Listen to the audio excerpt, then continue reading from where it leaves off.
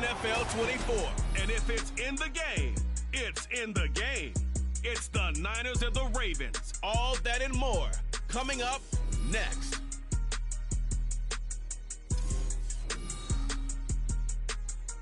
With Chesapeake Bay gleaming in the distance, we are inside M&T Bank Stadium near the Inner Harbor in Baltimore, Maryland. Straight ahead, we've got a pretty good one on tap here, as it'll be the San Francisco 49ers taking on the Baltimore Ravens.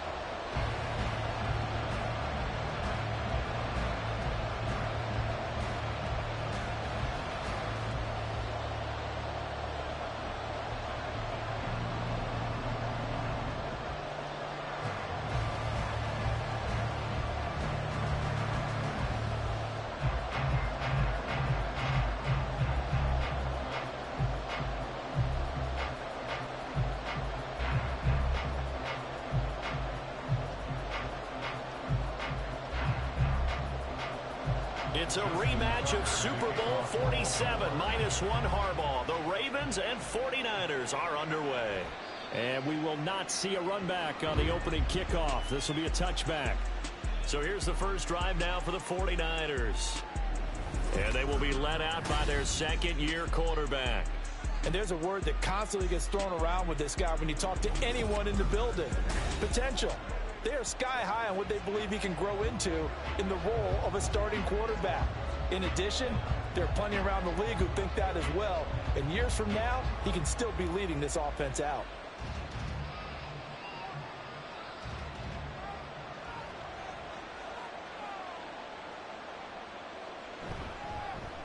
The drive begins with a run by McCaffrey. And he maneuvers up the middle for 3. And it's second down. Look, all any running back wants is a little bit of room, a little bit of space in order to maneuver. But he also understands how difficult it is for his offensive line up front. So if they give him any space, he realizes his job to make more out of it than what they give him. Picks up 3 on that carry. Second down and right back to McCaffrey. Give him 4 on the carry, and it'll make this a third and about 2. When you find that kind of yardage, you couldn't be more confident as a ball carrier. And guess what? You're going to go back and tell your offensive coordinator, I'd like to keep carrying it, thank you. An early test, 2 plays in. This is 3rd and 2. They'll try and pick it up with McCaffrey. And he will have a first down as they get him to the ground at the 37. 4 yards on the pickup, good enough to extend the drive. Didn't get it by much, but bottom line got the first down. Avoiding that 3 and out, how vital is that on the first drive? To me, it's like the first round of a boxing match. You know, it may not mean much right then and there, but you'd rather not lose it, right? So you want to go ahead and get it, kind of establish something early, and hope it can carry through. To about the 40-yard line. I feel like I could see what he was thinking on that carry. Wanted to follow that big tackle through the hole. Ended up only getting 4 yards on the carry. I think he had designs on that one being bigger. Second down and 6 now.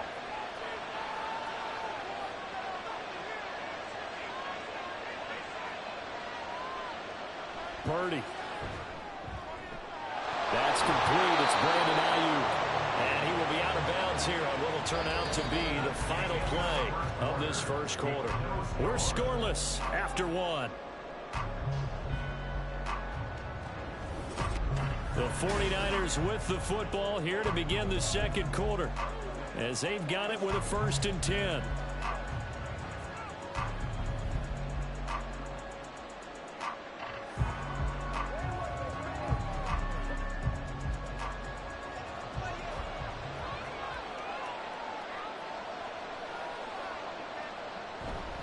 On first down, this is McCaffrey. And here he'll be brought down a little shy of the 35 at the 36. On any explosive run, you can almost feel the ground shaking, and that's from the offensive linemen creating space for their runners. I had an old coach tell me before, they always told his runners, run around the offensive line in pregame. Get used to the ground shaking so you don't trip and fall when it happens in a game. Throwing on second down, it's Purdy. They'll set up the screen to McCaffrey. Spins by, and he's got some space here.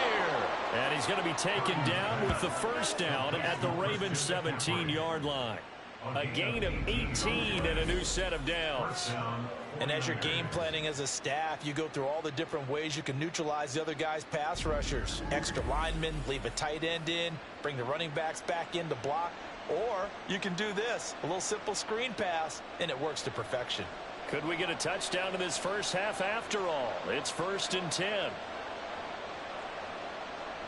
Purdy now to throw. The throw here right sideline falls incomplete. I like his awareness in the pocket there. Nowhere to go with the football. So instead of forcing it to the sideline, he's just going to put this one into the harbor and live to fight another down without getting wet. Now a 2nd and 10.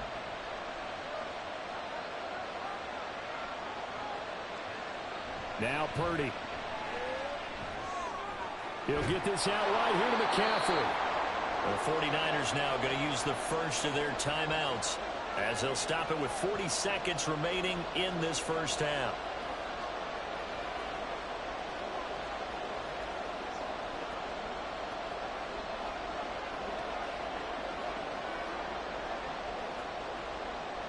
So play number 10 now coming. It's been a long opening drive, but this is 3rd down. Purdy looking to throw. He's got his target. That's complete. Touchdown 49ers. Jawan Jennings. A 9-yard touchdown grab. And the 49ers post the first points of the ball game as they take the lead here in this second quarter. Well, that drive felt like it took up an eternity. We finally have some action on the scoreboard. Yeah, but plenty of action prior to, because that drive took up all the first quarter before we spilled into the second, and finally, points were registered. On the other sideline, they're chomping at the bit just to get the football. Moody good with the extra point, and it's now a 7-0 game. So that one a pretty time-consuming 10-play drive. And the end result for the 49ers, a touchdown.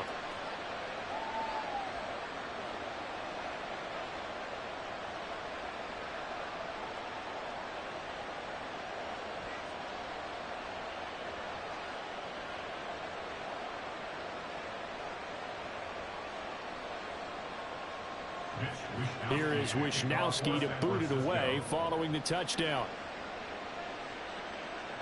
On the return, Deontay Hardy. And he returns this to the 22. Number 8, Lamar Jackson, trotting onto the field at quarterback, ready to lead this Ravens offense. And his task in this situation is making sure that his team knows that there's a sense of urgency, yet somehow still stays calm. Because your natural impulse, your first possession is not until the second quarter, is you got to attack right away. Throw something big at them right away. Yeah, you've got to move the ball, but maybe be a little bit careful in doing so. 30 seconds remain in this first half as they come up here 1st and 10. Now it's Jackson. And that one will fall incomplete. Clock here now just under 30 seconds to go in this first half. Yes, sir. How about an attaboy there on first down? Got his hand in and knocked it away. Here's 2nd and 10.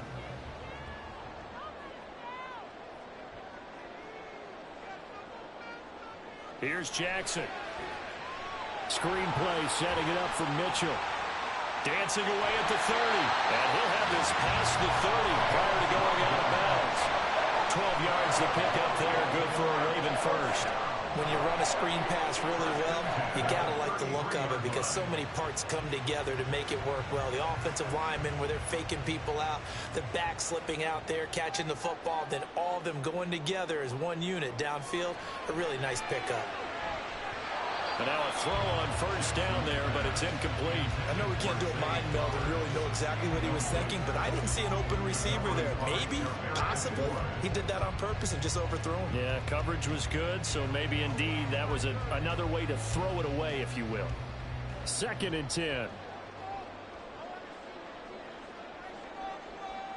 And Jackson throwing once more. That'll be incomplete as the clock will stop with 14 seconds remaining. My first thought is surprise because that's one of the better tight ends around, and I've seen him pull in balls like this before. But how about a little credit to the defense forcing that incompletion? Now they face a 3rd and 10 after back-to-back incompletions. To throw is Jackson. The connection here with Nelson Aguilar. Now a timeout taken. Perhaps a chance for one more quick play and then another timeout if they hurry. We'll see.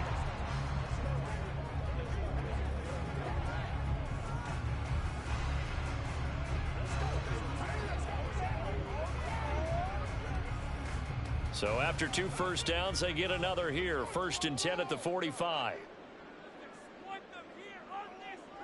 From the gun, Jackson.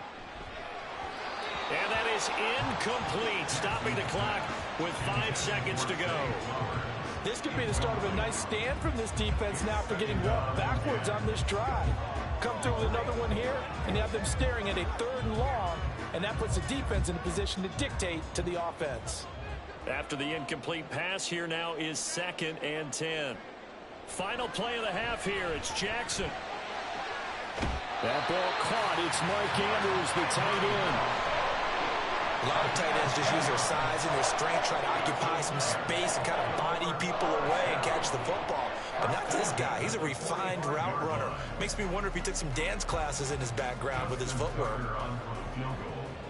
A 62-yard attempt. And this one is no good. He missed it. And this will stay at a 7-point game. So we have reached halftime here with the visiting 49ers on top. As we'll get you down the coast to Orlando for Jonathan Coachman at our EA Sports Halftime Report. Coach. All right, Brandon, thanks very much. Welcome, everyone, to our brand-new studios here in downtown Orlando in the EA Sports Halftime Report.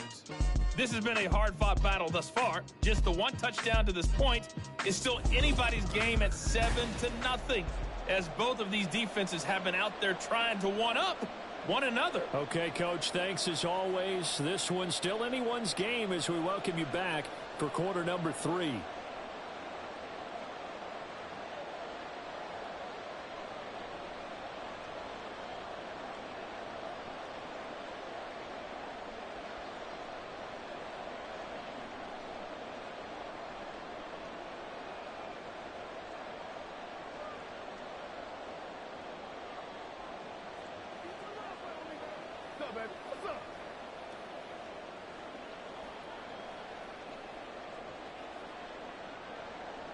Just the one touchdown in that first half. 7-0 our score as we get going in quarter number 3.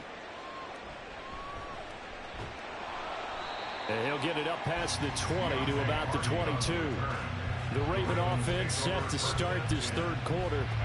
But Charles, we saw a pretty entertaining first half, close ball game. Remember there toward the end of the second quarter, the opposition scored to take the lead. Now we'll see if these guys can get a score of their own to regain that lead. Yeah, they want to have that type of a response, don't they? Because they want to find a way to take control of this ball game one more time. Gauntlet's been thrown down. They want to see if they're ready to answer it.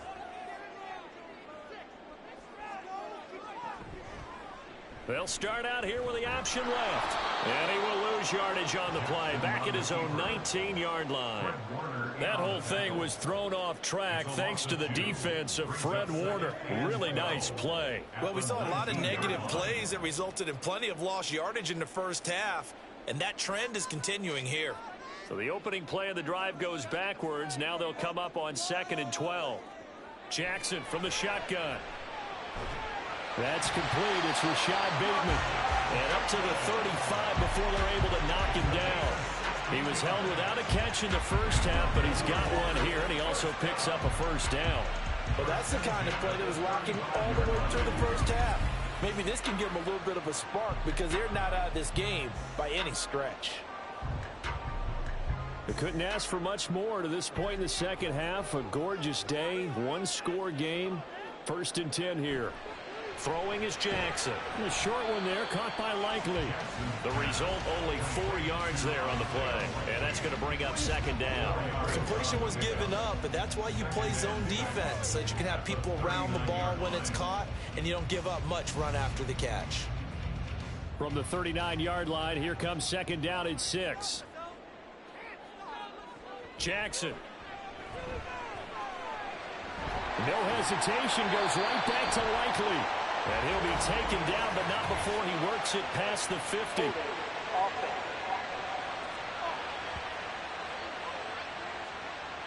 They were looking to throw, holding on the big right tackle. It's real simple, partner. Keep your hands inside in the chest area. You're probably okay. You get it out on the shoulders, get them wide. Usually going to pick up a holding call. On 2nd down, Jackson. And that one going to be off target and incomplete. Just what they need, a lecture from me, but subpar offense is what helped get them into this spot. And now they're continuing the trend with incompletions. That won't get them out of it if they don't change something soon. An incomplete pass on that last play, and that means they'll need to come up with something here on 3rd down. Now it's Jackson. That is caught, Rashad Bateman. And he will have a Ravens 1st down as they're able to get the 3rd down conversion. 3 quarters in the books. This is the National Football League on EA Sports. Back now in Baltimore. It's the Ravens with possession of the football, but trailing on the big board as we get set for the 4th. Jackson will throw again. He'll find Bateman once more. And he'll go down, but not before getting this inside the 30. Like the design that we're seeing right there, this is what they need. Down by a touchdown here in the 4th. They just need to keep working their way downfield. And when they see openings, take their shots.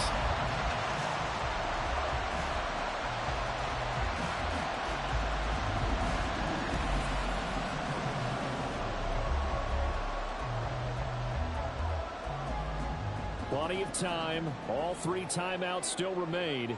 Here's 1st and 10 now. Jackson. And that one nearly intercepted. That would have sealed it. Instead, it'll be 2nd down. That was well played, but that was also an example of a corner who understands his coverage, realized he had support behind him, and could be a little more aggressive in the shorter zone, and did exactly that, knocking that pass away. Here's Jackson. That's caught. It's Flowers. And he gets it all the way down inside the 10 and mark him at the 5. A lot of precision being shown on this opening drive. They've been methodical, they've been crisp, and as a reward, they're going to be set up with an early 1st and goal. Now 1st and goal.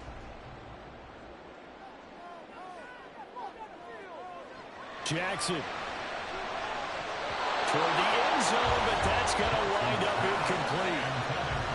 Limited time left on the clock after that incompletion, so I think both sides are going to savor every second to prepare before the next snap.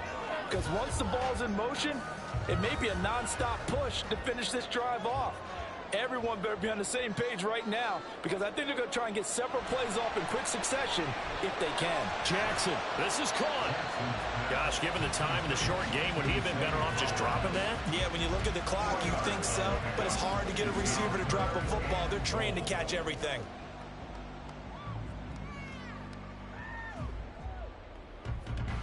A lot of tired bodies on that field, but this is a big play, 3rd and goal. Henry. Henry fighting for the marker, but I don't think he got there. He did not. I'm a little surprised right here. They've got 3 timeouts left. The clock's running down, and they aren't using them.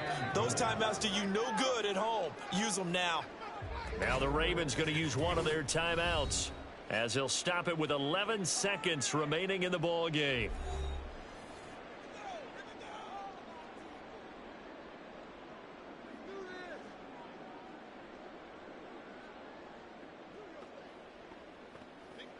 Here it is, 4th and goal. Here we go. It's Jackson on 4th down. And he's brought down. Can't do anything with the football. It's a sack and a turnover on downs. He couldn't get the ball away on 4th and goal. And this shutout is going to continue as the defense holds again. So they finally get their first trip to the red zone, and it ends with nothing. And that's what I'm going to focus on with you because you teed it up really well. Finally get to the red zone. So there's got to be a little bit of frustration because they haven't moved the ball as well as they wanted to all game. Now they get there, but we got to go for it because we don't know if we can get back here again. We don't know how many opportunities because they've been sputtering a little bit. Absolutely. At this stage in the second half, to get there and not get it for the first time, tough. The 49er offense set to get this drive underway. We got to have two hands on the football here as they run on 1st down. And now with 4 seconds left, we get a timeout call.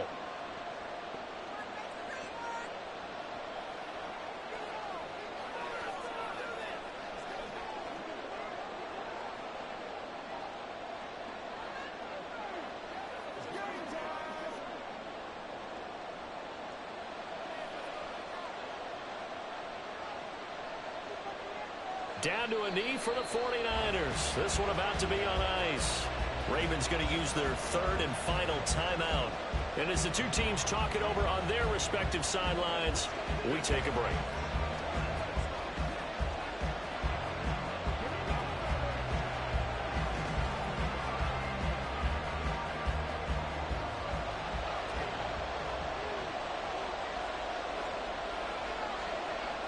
Purdy down to a knee, and that should be the final act of the ball game.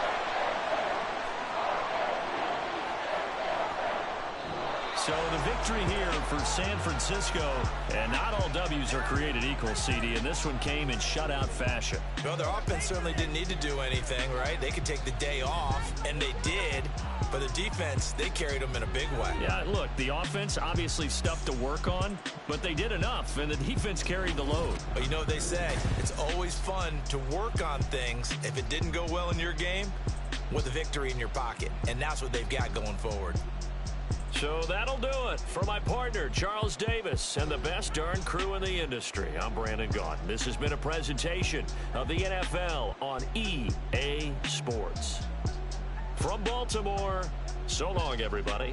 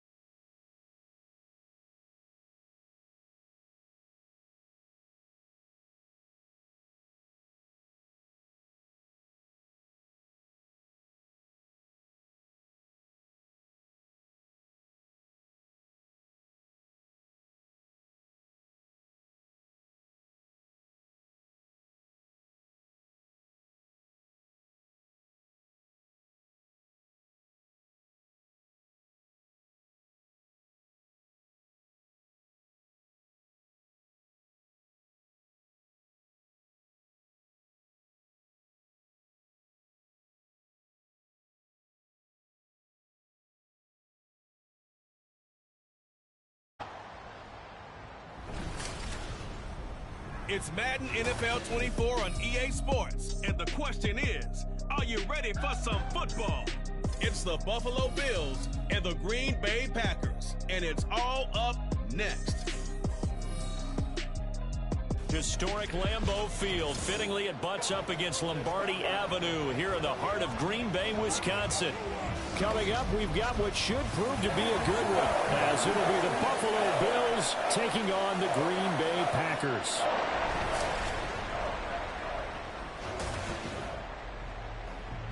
Up in the booth with Charles Davis, I'm Brandon Gaudin, and kickoff straight ahead, CD. What's one thing that you're going to have your eye on? I think about what the great coaches of the past always said. The key to any ball game. Can you rush theirs and protect yours? Well, in this case, both of these teams get after the quarterbacks. I'm watching the pass rush.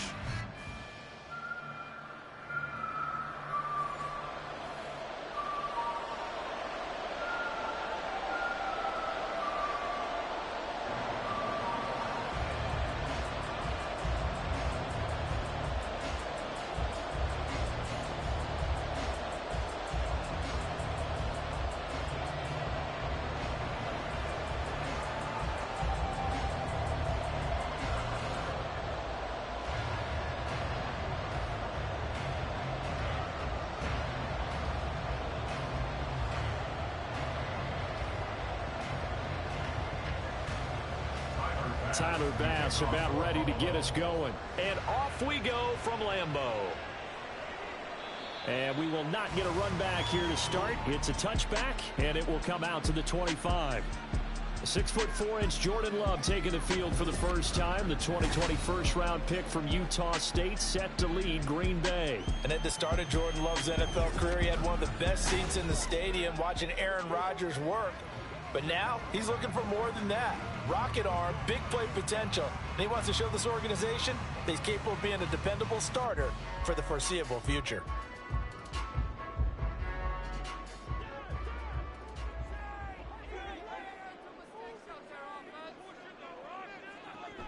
Love, they go play action now. Pass caught, it's Romeo Doubs. Well, he takes us beyond the 35 before going out of bounds. Just like that, it's a gain of 12 and a first down on their first play. Play action here on the first play from scrimmage.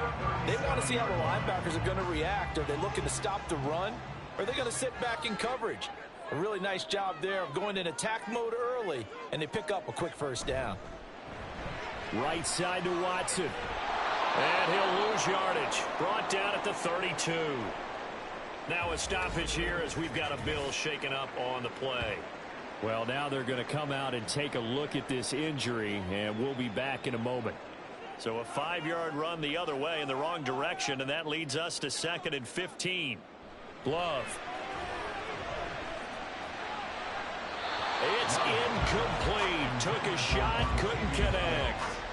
And that might have been a situation where even though you don't hit on the deep throw, you at least put in the defender's minds early in the game that we're going to press the ball deep against your secondary. And that can have a ripple effect on how they function throughout. An incomplete pass on that last play, and that means they'll need to come up with something here on 3rd down. Throwing there, but this pass is going to wind up incomplete. One first down here, and that's all, folks. Good work by this defense to hold things in check and force a punting situation. On 4th down, the Packers call on Daniel Whelan to punt. Back deep to return is K.J. Hamler. This is taken at the 23. A nice job getting free on the return for 13 yards. And the Bills will take over the football with a 1st and 10. For the Buffalo offense coming out, and it is Josh Allen who is at the helm. And in this league, there are many quarterbacks who have their most success running the ball, while there are others who have big arms. There aren't too many guys who can do both. And at the end of many games, this guy leads his team not just in passing, but in rushing as well.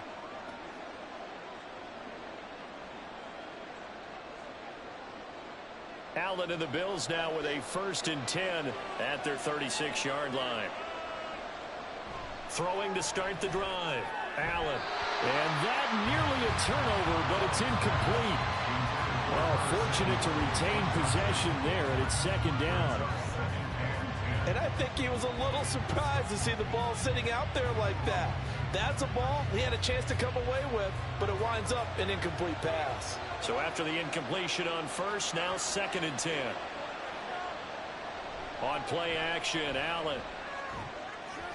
On the throw, let him too much that time. It's incomplete. A couple of quick incompletions, and now they're just one more away from getting off the field.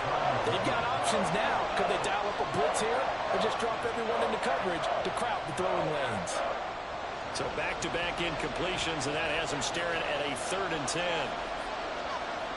Now Allen. He's got his target. That's complete. And he is going to have a Bills 1st down as they're able to get the 3rd down conversion. Well, that certainly has to feel good. It's not all the time that the play caller should get all the credit. Sometimes I think in the huddle, the quarterback just says, hey, who's going to make a play for me? I just need something right here. And the end result there, nice 1st down. Drive keeps moving. Now Allen again. They're going right back to Hamler. And he's going to get this down near the 30-yard line. This duo locked in, 14 yards there, and a 1st down. And forget about the run to set up the pass. They're just coming out throwing. Forget trying to set anything up. They feel like they have the advantage. They feel like they have the matchups, and they're just attacking right now. Yep, going to the air on the opening drive. They run for the first time with James Cook. And he's going to take this ahead for right around 3 yards, but no more than that. Second down. Brings up 2nd and 7. No score after 1 on EA Sports.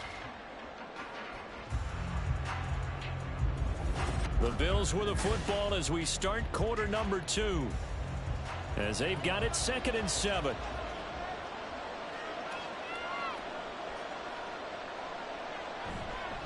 They run it again with Cook. Give him 4 on the carry, and it'll make this a 3rd and about 2. Well, if you're a football guy, that's a pretty run because everyone is in sync right there. Obviously, the guy carrying the ball, but how about the people up front? Leverage, athleticism, they created some nice space for him.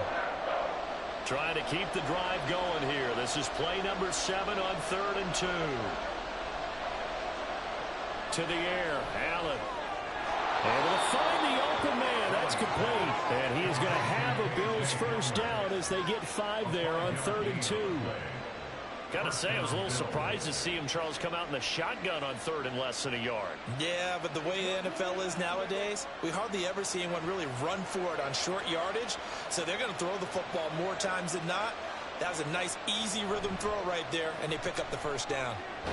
Pass delivered successfully to Knox on the out route. Now the Bills are going to use the first of their timeouts as they get the stoppage with a little over 50 seconds to go in the first half.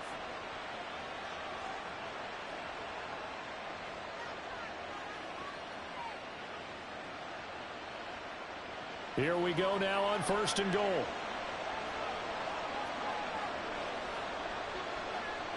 Throwing now is Allen. And he's got his tight end Knox for a Bills touchdown.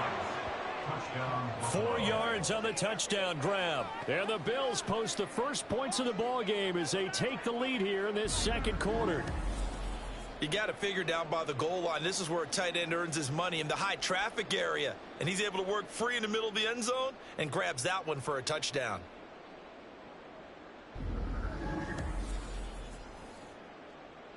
It's Tyler Bass on for the extra point attempt.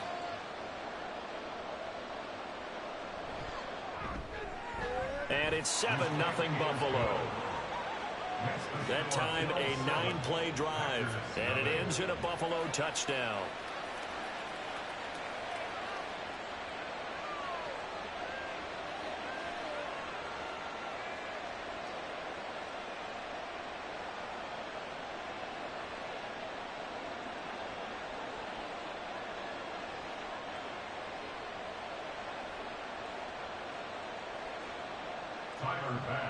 After the touchdown, Bass to kick it away. Keyshawn Nixon now on the return. And able to get this across the 20, but not much further as he's dropped at the 23-yard line. The Packers with the football here late in this first half. And with them trailing, there is still enough time to try to string a few plays together, maybe get into field goal range.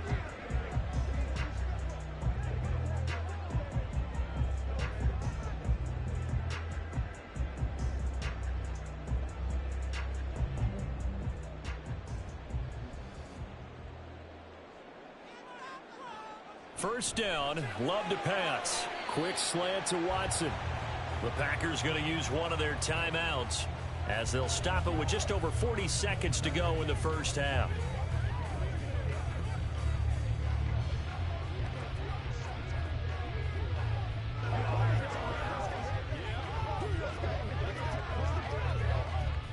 A good spot to throw, and indeed they'll come out with 4 wide receivers here on 2nd and inches.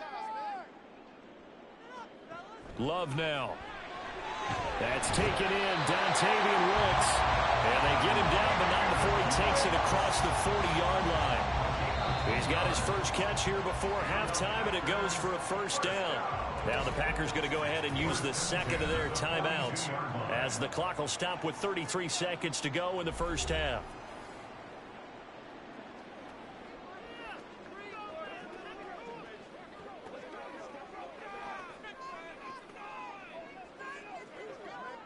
Back-to-back good plays have them on the move on first down. Love looking to throw it. He finds his man, complete. It's Jacobs. Now the Packers going to burn their third and final timeout. And with halftime on the horizon, they'll be out of timeouts from here forward. Just about every quarterback is trained to really look downfield first before you come back and make a nice, safe throw. And in this case, that's exactly what he did. Found his running back, let him create some space, and it turned out to be a nice play for the offense. 2nd down and 3. From the midfield stripe, they'll look to throw. Looking middle, and it's incomplete. Partner, so many times in games we see the most difficult acrobatic catches, whether it's on offense or even interceptions. In this case, this ball's tipped and popped up in the air, and it looks like a chance for a pick. And guess what? For whatever reason, they just couldn't finish the play.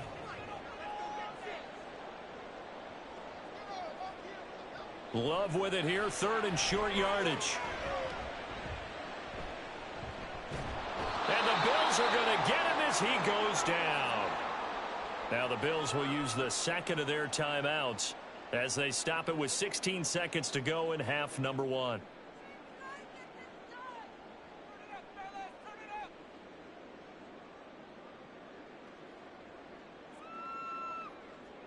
And here's Daniel Whelan on now to punt.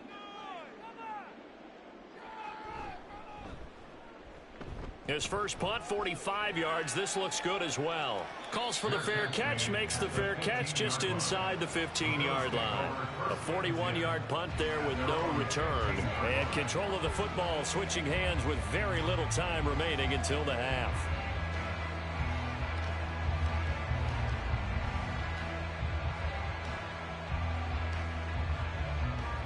Buffalo offense ready to go for their next drive. And with 10 seconds left, not really enough time to put something together. And defensively, they're just looking to keep him contained as they're able to get him down. It's a pickup of 7, and it is also the final play of the first half. So we have reached halftime with a touchdown. That's the difference on the scoreboard. As we'll head down to Orlando, that's where we find our man Jonathan Coachman at our EA Sports halftime This has report. been a hard-fought battle thus far. Just the one touchdown to this point is still anybody's game at 7-0, as both of these defenses have been out there trying to one-up one another. Okay, Coach, yeah, adjustments likely going to play a big role in this third quarter in what's been a tight contest so far.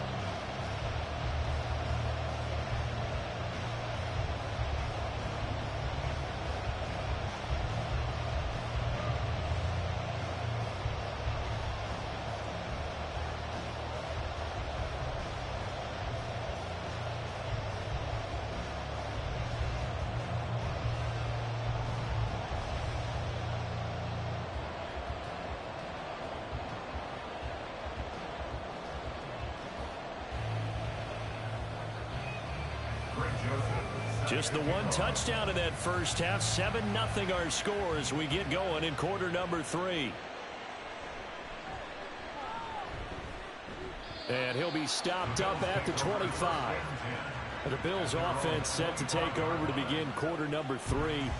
Their defense has pitched the shutout. Now they probably need to deliver a little breathing room. Maybe make it a 2-score game as they've got it 1st and 10.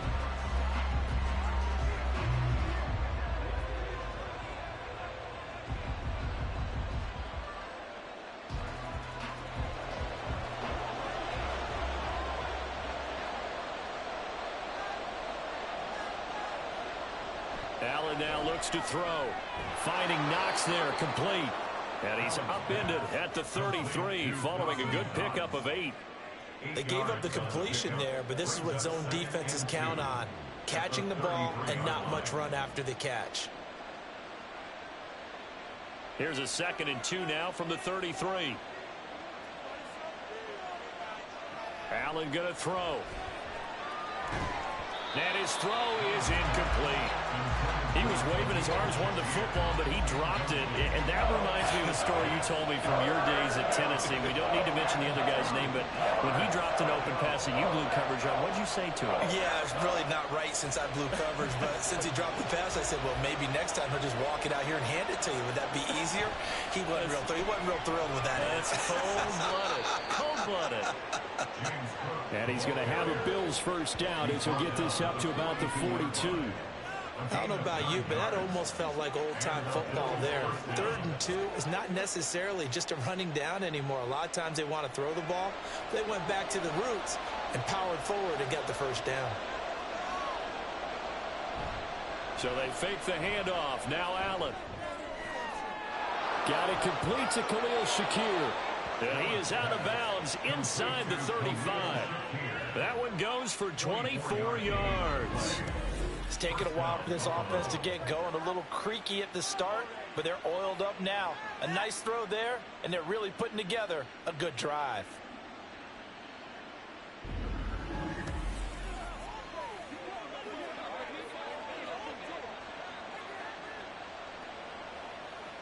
So into Packer territory now. Here's 1st and 10 at the 34. Here's Allen. Quick slant to Hamler. And brought down, but not before they're inside the 25. It's a first down, his 4th catch of the game after having 3 in the first half. You can see the time and effort and thought that they put into their passing game because it was evident right there. It looks like a simple pitch and catch, but you and I both know that they have planned for this and worked hard to make it happen. And he'll take this ahead for about 4.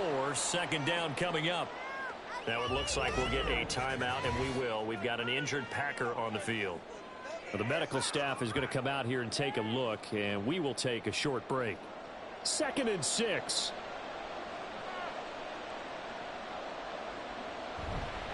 Here's Cook again. And he is going to be stopped cold behind the line of scrimmage. A loss on that play, and now 3rd down gets tougher. 3rd and 6. 3 quarters have come and gone. You're watching the NFL on EA Sports. Back now at Lambeau. It's the Bills with a lead and the football here to begin the 4th quarter. 3rd down. Here's a run by Cook. But he won't quite make it. He needed 6. He got about 5. 4th down. And now right out of the 2-minute break, we'll get a timeout used defensively with 1:56 to go.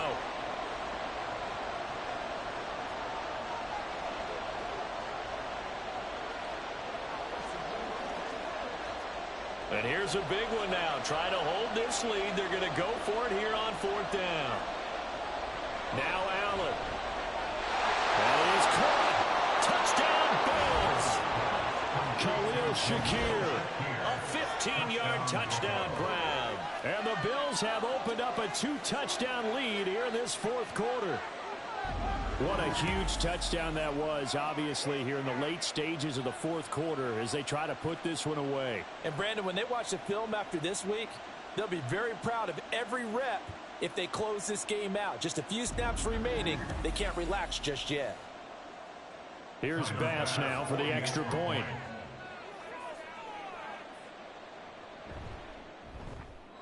And it's good to make it 14-0. So a nice drive put together there. They go 75 yards in 9 plays. And it was all polished off with a Khalil Shakir touchdown catch.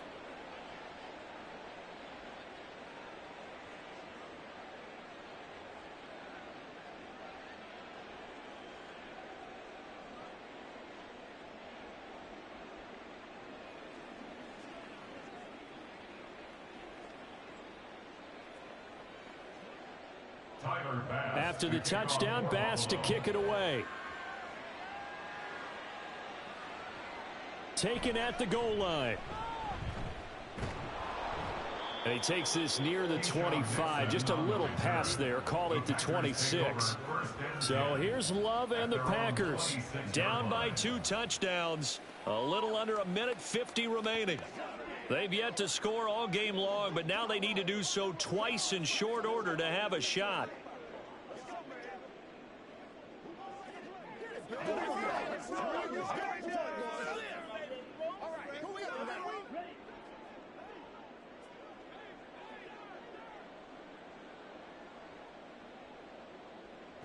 Love. Able to connect with Jacobs. You got the big lead defensively. Willing to give them that underneath stuff, right? And this is why you work on your tackling. Tackle them after the catch, inbounds, keep the clock running. Just go ahead and bleed the game out that way. 2nd and 6 coming up. Here's Love. He's going to let it fly. And that's going to be incomplete. Good effort there trying to take a shot, but it's 3rd down. That was one they needed to connect on. They're down, but not quite out. So you have to figure, with under 2 minutes to play, they need to hit on something in very short order. A big play looming on 3rd down. Now Love. And this is intercepted, and that should do it. He may go. And he is going to score. It's a pick 6 and a Bills touchdown. This has just really been a solid second half from them, CD, as they add another touchdown to the lead and they start to pull away in what was once a close ball game. Yeah, they actually put the Jets on in this one, didn't they? Put a little cherry on top with that touchdown. Now we just got to play out this final minute, and they'll get a chance to celebrate a very hard-earned victory.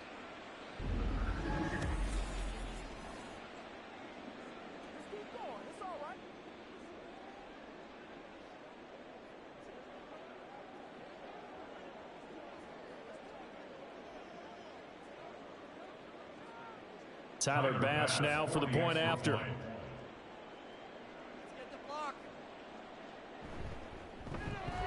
And it is now 21-0. So the defense creating some points, not only getting the interception, but then returning it to the end zone for the pick 6.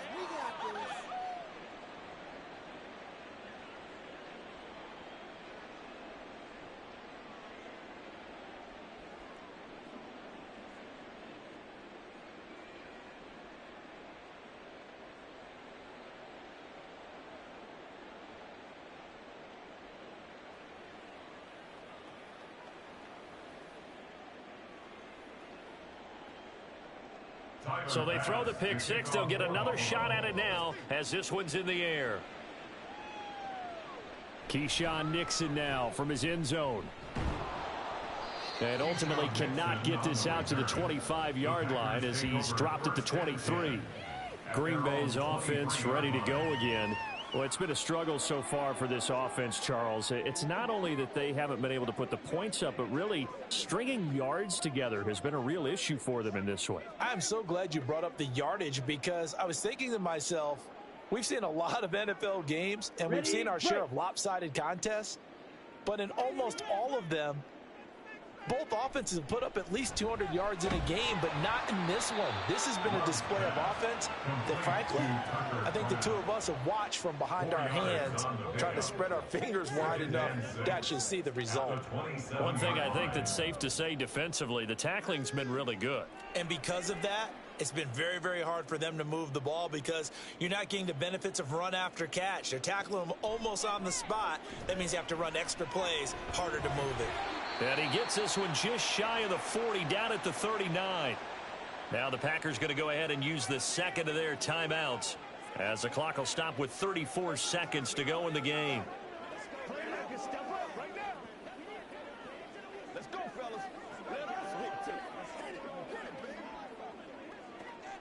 So from the 39 now, they'll come up on a 1st and 10. Throwing. Love. Over the middle, complete. It's Jacobs. So the completion good for just 3.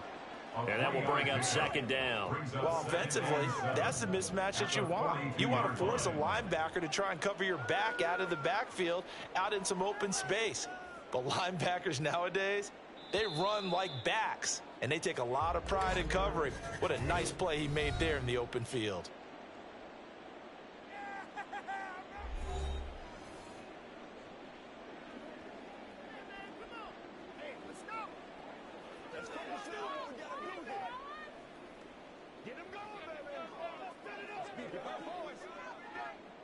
Here's 2nd and 7.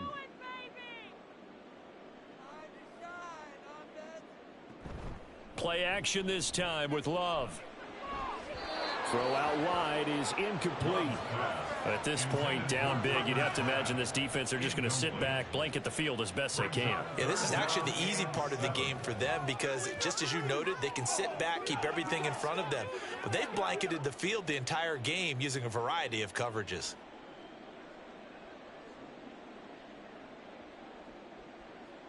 On third down, Love. And a big loss here as he's taken down. So it's a victory here for the Buffalo Bills. And this was truly a total team effort, Charles, on both sides of the ball. Well, they absolutely pitched a shutout, so it can't get much better than that, right? The defense led the way, but the offense did their part as well. They moved the ball up and down the field. So you've got to like what you saw. What do they call that? A total team effort? I think when it's time to hand out game balls, guys from both sides will end up getting one.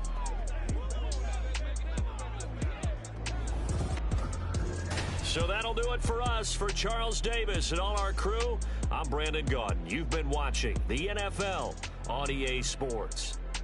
With that, we say so long, everyone, from Lambeau.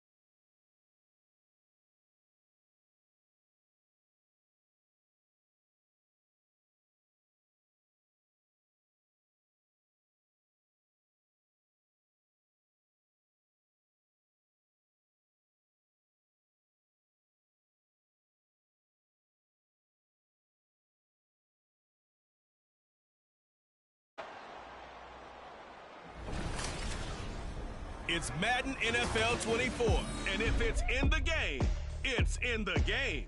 It's the Dallas Cowboys and the Miami Dolphins, and it comes your way next. From beautiful South Florida, there's a look at Hard Rock Stadium in Miami. Coming up, we got a good matchup on tap here, as it'll be the Dallas Cowboys taking on the Miami Dolphins.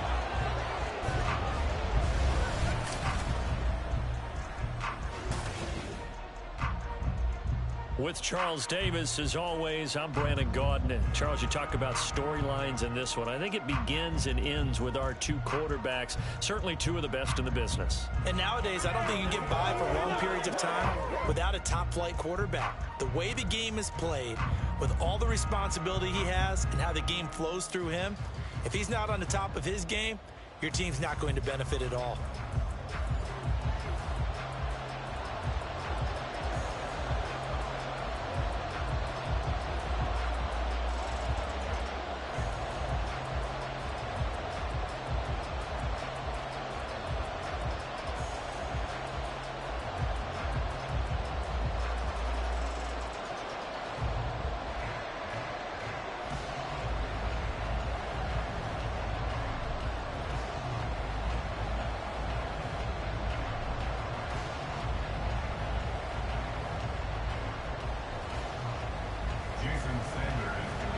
Jason Sanders now to get this one started, and we are underway from Miami.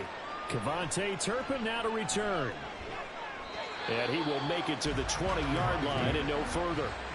Now we'll see what the right arm of Dak Prescott has in store as the Dallas Cowboys offense sets up shop. It's been a lot of fun watching him advance in his career. Many people question his ability to throw the football coming out of Mississippi State. He's conclusively answered that question.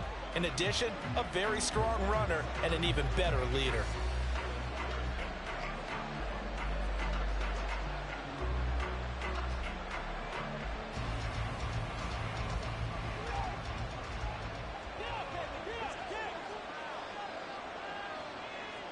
Prescott looks to throw right away. He gets it to Cooks. And he's going to get 7 out of this before being taken down at the 27. And I think this is a route we'll see more of as this game goes on, because with his speed, they want to get him the ball in space on drag routes just like this. They want him to get the ball and run after the catch. Good job there, though, holding him for a short gain. On play action, Prescott. That is caught by Lamb. And they'll get it up just short of the 45 at the 44. Give them 18 on that one, and it's a Dallas first down. Well, I think when they look at their offense, they think to themselves, weapons everywhere, and they want to move the ball around. They want to spread it to different people, but you absolutely know they want to get this man involved as well, and that's what they just did on that play. They run here with Rico Dowdle, and he edges forward, but only gets a pair of yards out of it. It's second down. You've got to be impressed by that defensive front on reps like those. They were not being moved off the line, kept their shoulders square, and gave their teammates time to fight to the ball and limit that gain. From the 46, here's the 2nd and 8. Throwing, Prescott. And that falls to the ground, incomplete. A nice job of bodying him up defensively, and now it brings up 3rd down. It's another zone defense. It looks like it's open for possibilities, but they did a nice job patrolling the middle of the field and forcing an incompletion. So the failure to connect on 2nd down, that leaves them staring up here at a 3rd and 8. Looking to throw, Prescott. And this one is incomplete. That's exactly what defenses talk about. You've got to find ways to get off the field when you can, especially on 3rd down. And 3rd down defense going to be vital in this game. Able to knock that one away and force a 4th down. And the Cowboys going to bring on Brian Anger to punt on 4th down. Back deep is Tyreek Hill. And this will be taken at the 13. It'll be 37 yards there on the punt, and it'll be Dolphin football. Here is Tua Tagovailoa heading out to lead this Miami offense. This is what this man was born for, the big spotlight on the national stage like this. Really, his entire career, he's demonstrated incredible poise no matter what type of situation his team was in. No situation is too big for him, and you can tell in the way that he takes the field. His self-belief is evident, and he gets the job done in his mind each and every time. Tagovailoa and the Dolphins come up 1st and 10 at their own 22. They'll run here with Raheem Mostert. And forget about finding a lane. He barely had time to look up before he was planted in the backfield. We're scoreless after one.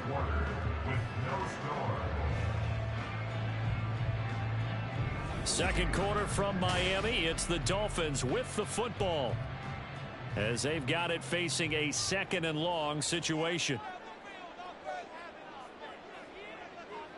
Tua going to throw. He'll get this into the hands of Braxton Berrios.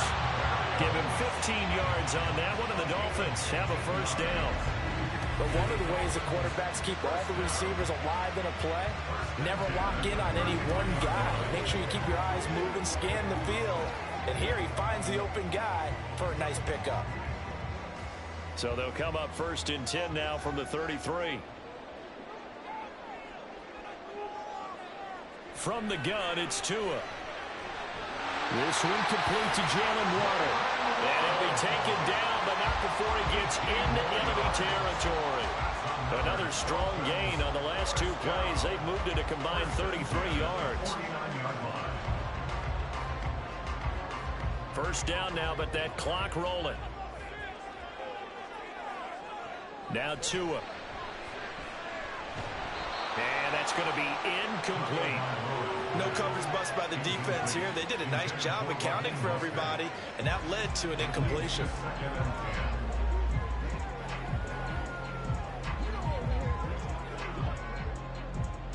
So now 2nd and 10 after the incompletion on 1st down. Tua setting up shop to throw again. Short throw to Smith. Now the Dolphins going to burn the first of their timeouts, as they'll stop it with exactly a minute to go before halftime.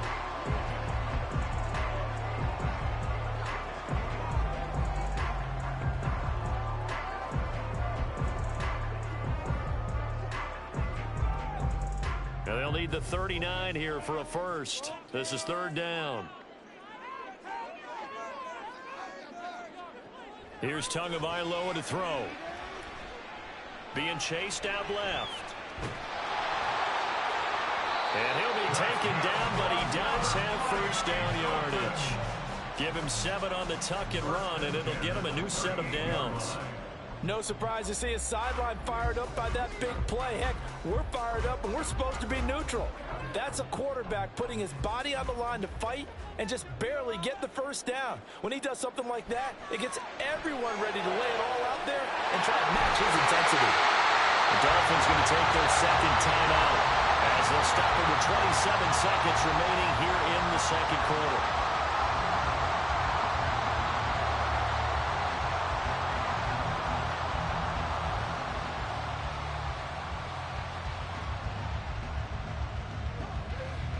So 1st and goal from the 9-yard line. Going to the air, Tagovailoa, and it's caught. A gain of 7 that time, 2nd goal.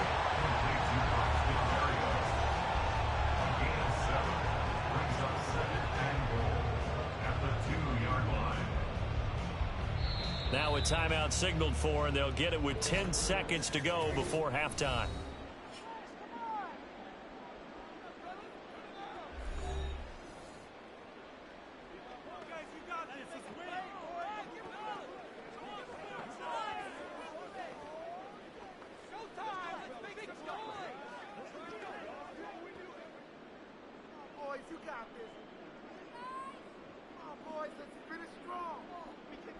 Tua sets up to pass it. And he'll take this into the end zone for a Dolphins touchdown. Tua Tagovailoa in the final seconds of the first half. And the Dolphins have taken the lead here in the final stages of this first half. So that really an almost perfect drive as they chew up some clock and wind up scoring late in this first half. And remember, they've got a chance to double dip here because they're going to get the ball first to start the third quarter. So the potential could go up 2 scores before the other guys get a chance to do anything. Extra point up and good by Sanders. And that makes the score 7-0.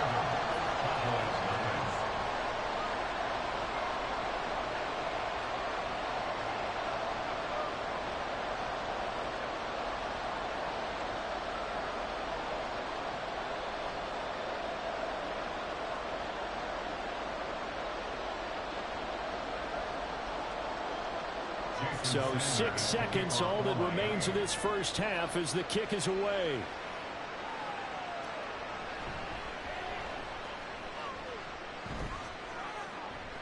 A solid return, pretty good field position. They'll start at the 32. The Cowboys take over first and 10 at their own 32-yard line.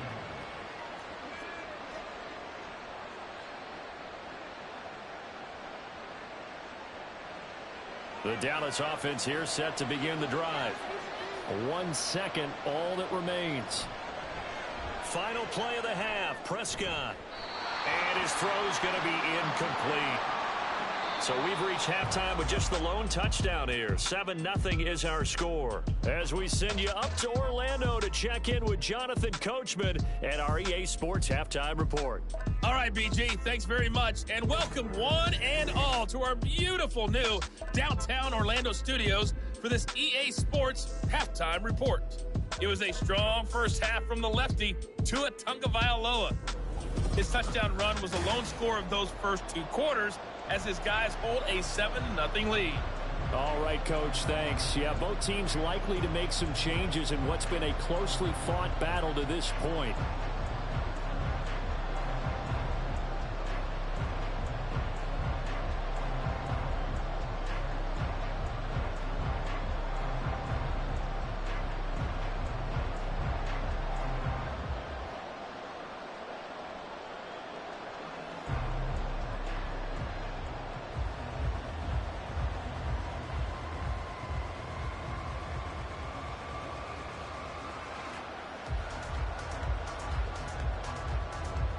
Just the 1 touchdown in that first half. 7-0 our score as we get going in quarter number 3.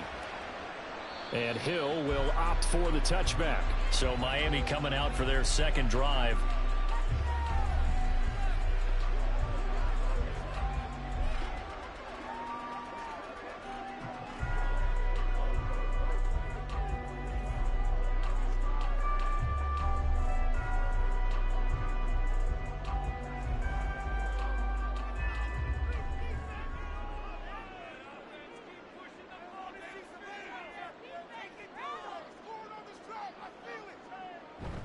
They fake the handoff. Now Tua. They'll get this into the hands of Hill, complete. And he'll be out of bounds right at the 40. Just his second catch of the game so far. This one moves the chains. As they began this drive, I was wondering how they were going to attack since they're playing with the lead. Would they continue to try and push the ball downfield? Well, after one play, it appears that the answer is yes. So quickly all the way up at the 40-yard line. Up the middle they go with Mostert. Give him a couple on the carry there. 2nd and 8. In the first half, he was held in check on the ground, but despite that lack of production, they still have the lead. And they've got to feel fortunate about that. If they could actually get production from their lead horse, that would help open up this offense and widen this margin, too. This is 2nd and 8.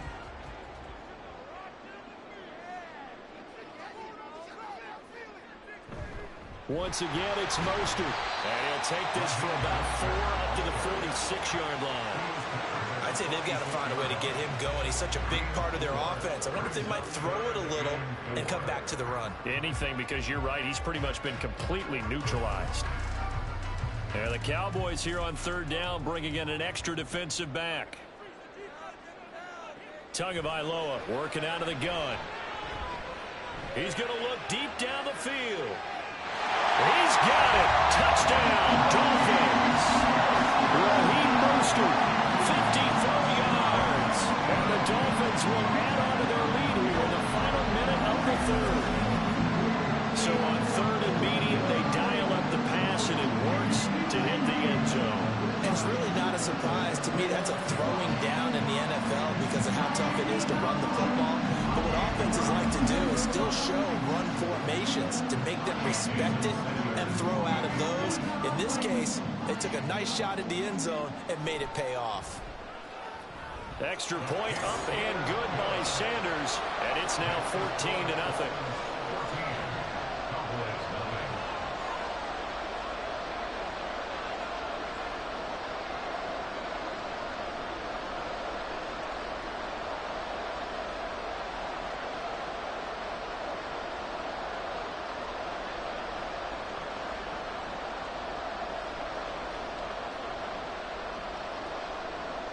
Now after the touchdown, ready to kick it away is Sanders.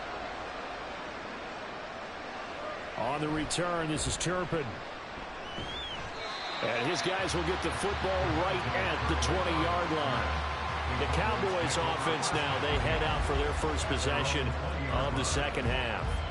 Now the opposition laid down the challenge and opening drive touchdown here to start the second half. And Charles, now you feel like this group needs to get an answer because this all of a sudden is a two-score game. Yeah, you're right about that. What was a small, manageable spread to overcome? A little bit more daunting now. I think you're exactly right. Pressure is on because you don't want them getting the ball back with a chance to really extend this lead out. Able to hit his target, Lamb. And they're able to get this one across the 35. An excellent way to start the drive there, 18 yards. First down, Cowboys. From all the way up at the 38 now after a good start to the drive. A running play, it's Dowdle. There he goes left side. And they've got it well across midfield down to the 40 before it's all said and done.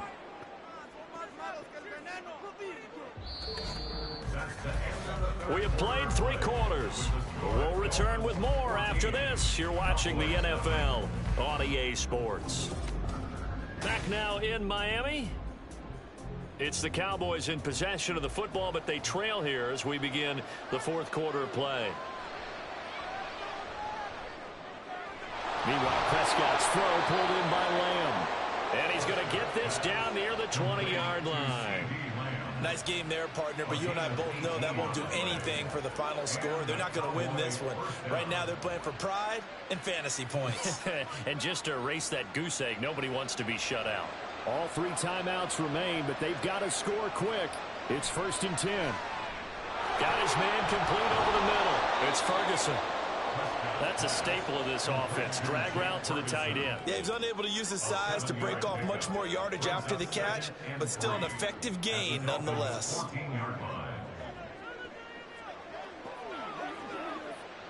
Here's 2nd down and 3. Here's Dak. Over the middle, hauled in by Lamb. And the Cowboys are going to be looking at 1st and goal as they move this down to the 4-yard line. Boy, how about the speed with which this offense can get down the field? It's taken them no time at all to get down here, and now they're set up with a 1st and goal. Here we go, 1st and goal. Prescott. And it's intercepted at the goal line. Picked off by Jordan Poyer. And the Dolphins are going to take over here at their own 22-yard line. Well, field goals probably aren't going to cut it at this point. This was touchdown or bust, and unfortunately for them, it turned out to be bust. Yeah, they're feeling like they've got to force the issue here. Maybe take some chances they wouldn't have earlier in the game. But give credit to this defense. They've really stood tall throughout, and they come up with the interception in the end zone. Out comes the Miami offensive unit now. They get set to take over. And 3 timeouts remaining here defensively, but really not much reason to use them at this point as this one is all but over. If they use the timeouts here, it's strictly for show. We got a plane to catch.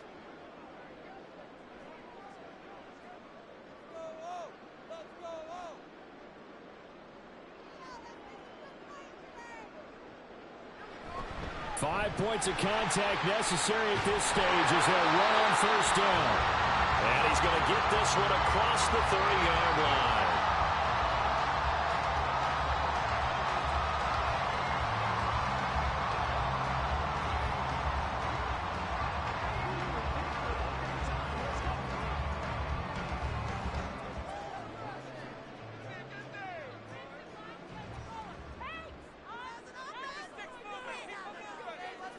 The defense can stop it twice more as they take a knee here. The Cowboys going to use their second timeout now, as they'll stop it with a little over 30 ticks to go in the football game.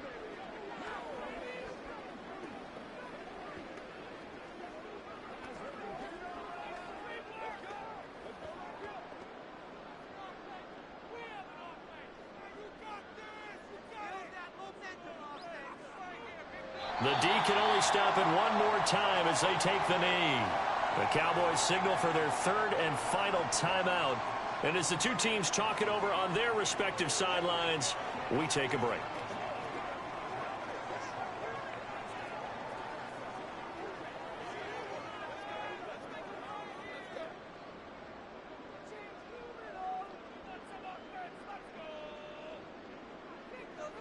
Down to an E goes Tua, and that should just about do it.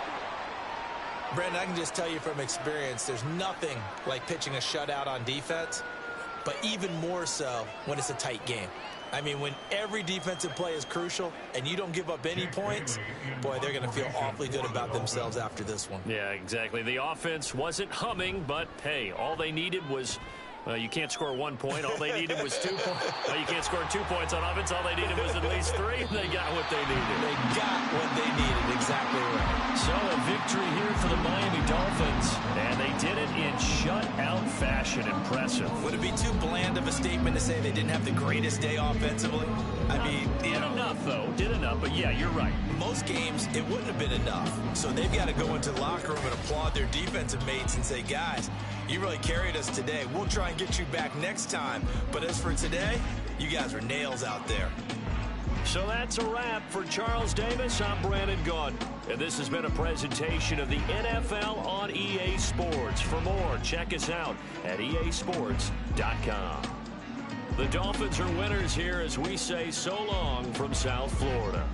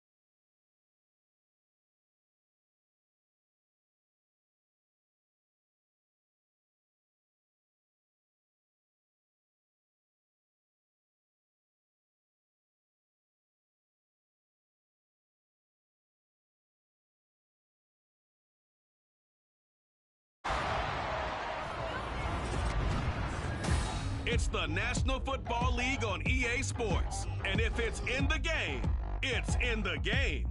It's the Jacksonville Jaguars and the Pittsburgh Steelers under the lights on Sunday night. At the confluence of the three rivers, the Ohio, the Allegheny, and the Monongahela, we are here at Pittsburgh's Acrisure Stadium. Tonight, we've got a great Sunday night matchup on tap, as it'll be the Jacksonville Jaguars taking on the Pittsburgh Steelers. Alongside my partner, Charles Davis, I'm Brandon Gunn. Happy to be with you. And CD, as we get this thing going, give the folks at home something to keep their eye on. The running game for both teams, because I think this is going to be an old-fashioned, old-school type of a game. Physical, who wins up front, who runs the ball the best and controls the clock, they will come out the victor.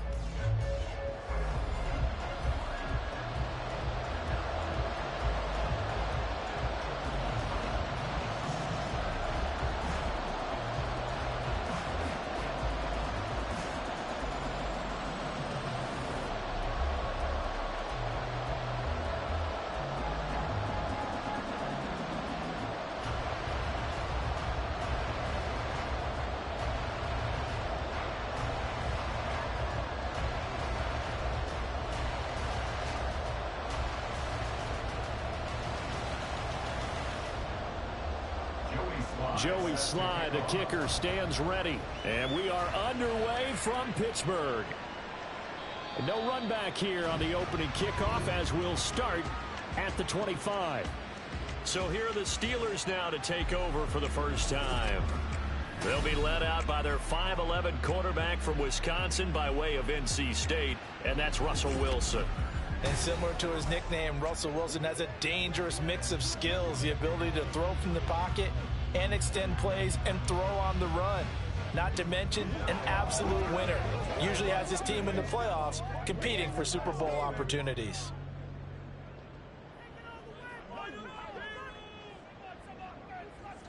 First play, and Wilson wants to throw it.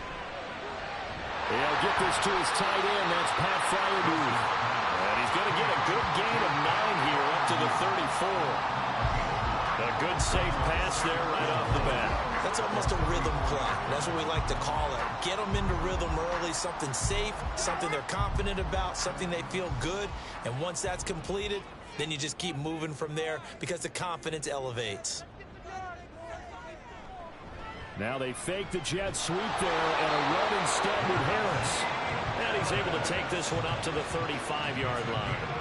Able to get the 1 yard he needed, but nothing more. 2nd and 1, and people want to run the football. This is where every back in the league is supposed to do exactly what we just saw there. Pick up the first down. Ball up to the 35 now as they come up on 1st and 10. Opening carry of the game for Cordero Patterson.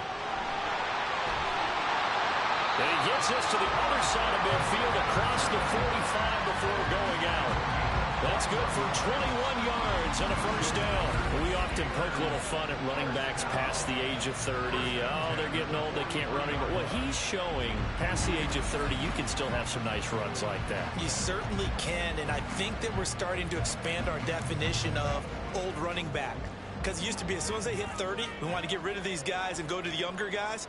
But now that the guys are taking such great care of themselves, as you pointed out, you can still get explosive runs at any age. And to the 36-yard line, taken down there after getting 8 yards.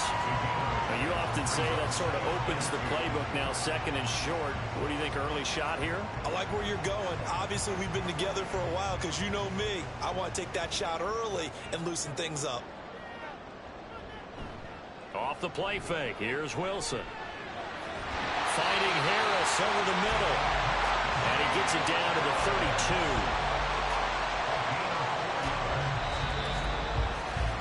32. No score after 1 on EA Sports. Second quarter action from Pittsburgh. It is the Steelers in control of the football as they've got it with a 1st and 10. Harris running straight ahead. And he caught it up. And this ball recovered by the offense. But remember, they cannot advance it here in the final 2 minutes of the half. so this will be blown dead, and it'll come back to the spot of the fumble. The fumble on first down. Now here's second down. Patterson on the draw. And he'll be a little shy of the 25 here at the 26-yard line. 4 yards on the pickup there as it'll leave him with a third and about 4 more for first. On any running play that's called, they're always hoping that it's going to break big and go the distance. But when you get a nice gain like that, you're able to do so many things anyway. You can come back and run essentially the same play again, continue to move the ball on the ground, or you can decide to throw the ball now because usually you have the defense back on its heels. And he'll go out of bounds in the red zone just inside the 20. Now hang on here a second. Looks like a Jaguar in some obvious discomfort from that last play. So as the medical staff takes a look, we'll step aside.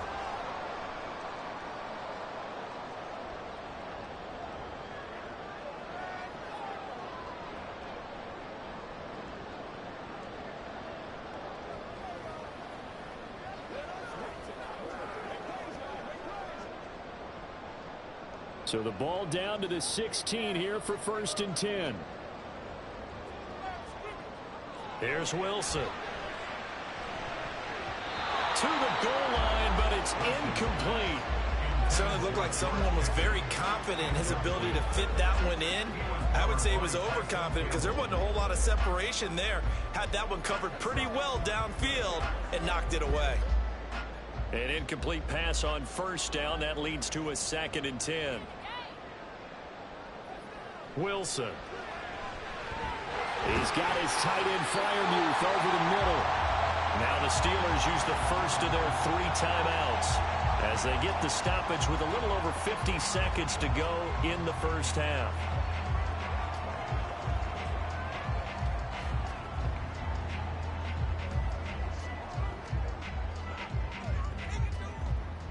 It's been a pretty long opening drive. This will be play number 11 coming up on third down. Now it's Wilson. That throw finds Pickens in the end zone. Touchdown Steelers. From 13 yards out. And the Steelers will take the lead here in the final minute of the first half. And that touchdown gives them a touchdown lead before they attempt the extra point. What a great way to end the half. Yeah, great job to put themselves in front. And now, see on the sideline, special teams defense scrambling, saying we want to preserve this for the final moments of this second quarter.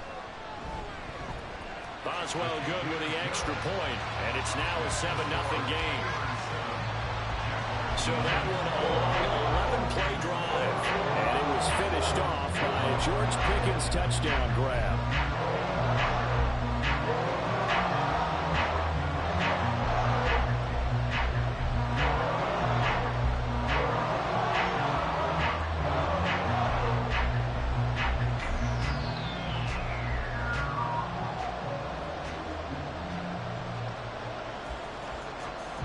Boswell now to kick it away after the touchdown.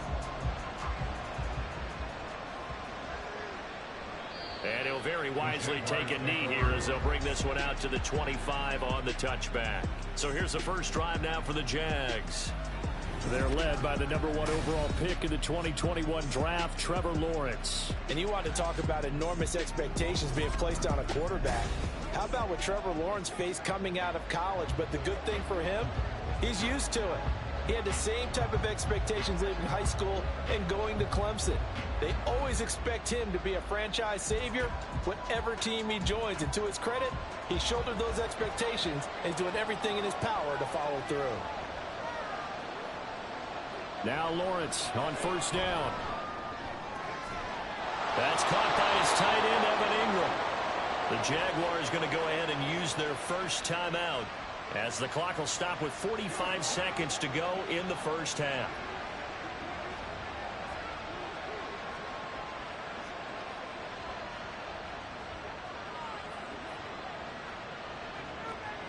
One play has him up past the 40 already, and another first and 10. Here's Lawrence to throw. That one complete downfield to Kirk. Now he's going to get this all the way down inside the 35. It's another first down as they bite off 23 more on that one. Now the Jags will use the second of their timeouts. So that means they're down to one remaining here as we head toward halftime.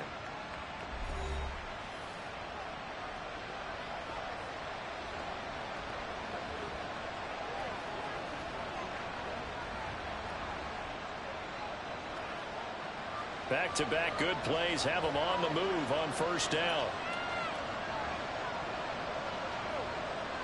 Now Lawrence.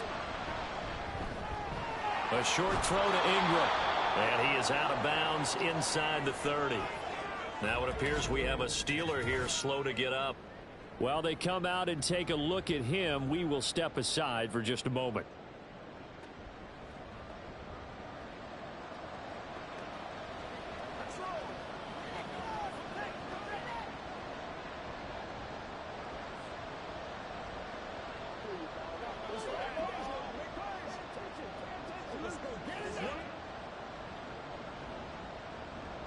Second and a couple. Now Lawrence. Open man is Kirk, complete. And he'll go out of bounds in the red zone just inside the 20. Lawrence finding Kirk there for the Jaguar first. First down, Jaguars.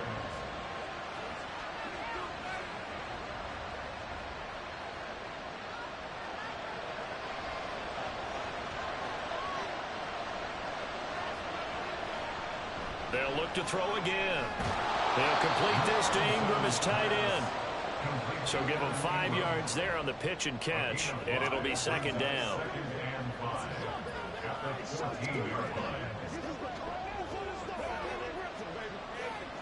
And with just 4 seconds left in this first half, a timeout call.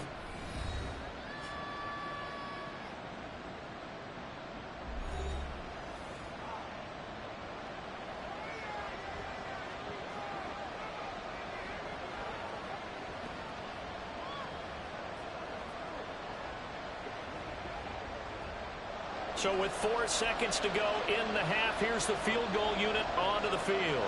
From the left hash, a 31-yard attempt. Patterson's kick is good. And they are on the board, but still trailing. It's 7-3. Well, still trailing here, but they do get the late field goal. Now their defense will try to keep this score right where it is heading into the locker room. Yeah, and trailing it to break, you obviously don't want to go in off of a negative play. Give them credit for that one. Finding a way to put points on the board. Give them any type of a spark, anything to build off of as they try and plan a comeback.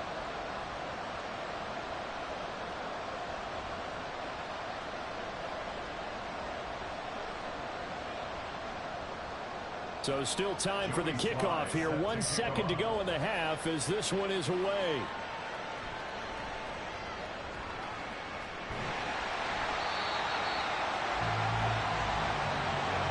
So we've hit halftime in what was obviously a very fast-moving first half of play.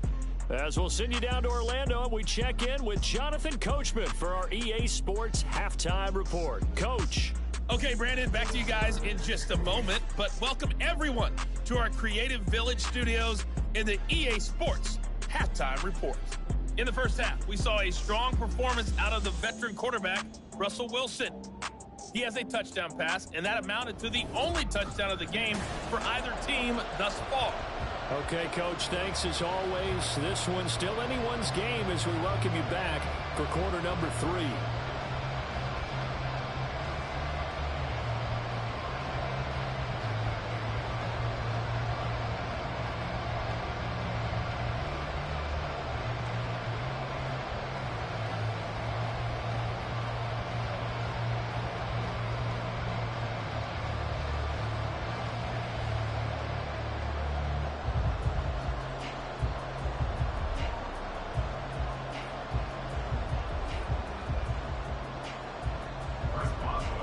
The Jaguars with work to do. They trail here as we are back underway on EA Sports.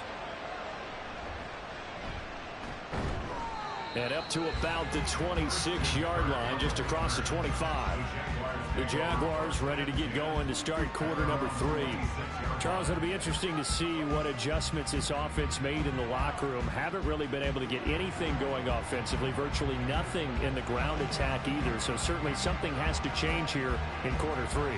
And I'm pretty sure their friends from the defensive side of the ball told them exactly that, because those guys, the stop troops, they've been playing pretty well. They've kept them around in this game. Now they got some time. The running game struggled in the first half. Opposition knows how to focus on defending the pass here. They've got to re-energize that ground game and maybe open things up for a comeback here in this half. It's a 6-yard pickup, and it gets them to 2nd and 4. They'd love to just strike back with a touchdown right here, and if it's a long play, so be it. But the main goal, get a couple of first downs, run some plays, run some clock, allow their defense to get a chance to catch their breath, settle down, and relax a little bit after they just gave up a score. On 2nd down, Etienne once more. Trying to run inside, but nothing there.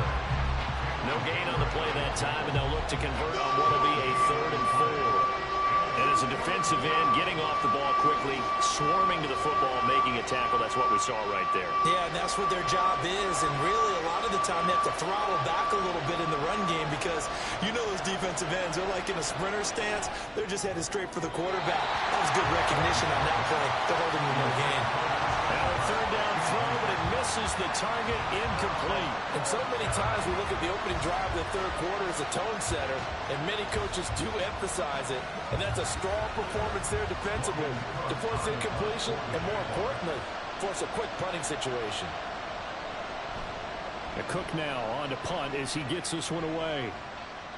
Fair catch signaled for and taken just shy of the 30-yard line. Just 34 yards on the punt there, no return. And the Steelers will go on offense here, 1st and 10. So Pittsburgh retakes the field for their 2nd offensive possession. Their defense has done the job. Now it's the offense's turn as they've got it 1st and 10.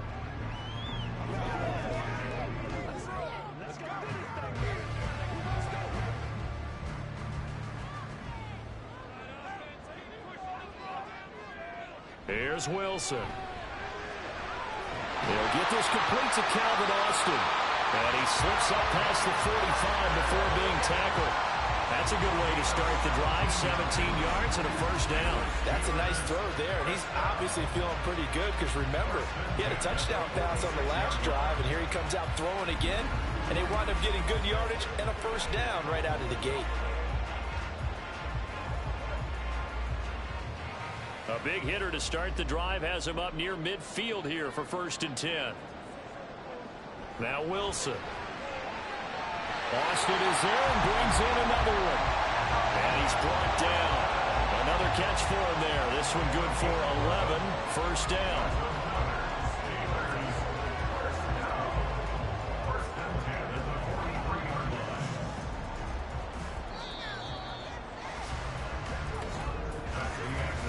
One quarter remains here on a Sunday night. We'll return with more after this break.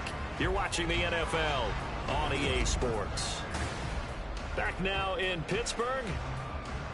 It's Steeler football, and they have the lead as well as we begin quarter number 4. They go play action with Wilson. That's caught downfield by Pickens. So fresh out of the 2-minute warning, and here's another timeout taken with 1:55 remaining.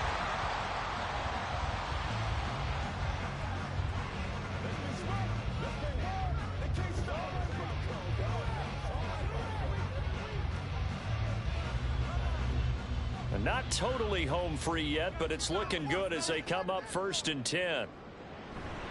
They hand this off to Harris. And they'll get to him just inside the 15. Even after the strong run we just saw, they're able to corral him quickly defensively.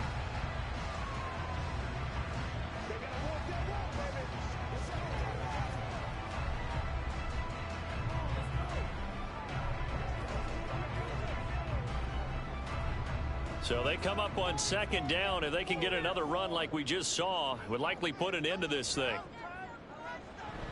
He's going to get it again. Just looking to get forward and protect the ball. The Jaguars now will use the last of their timeouts. And they'll be disappointed to have to burn one there after giving up the 1st down.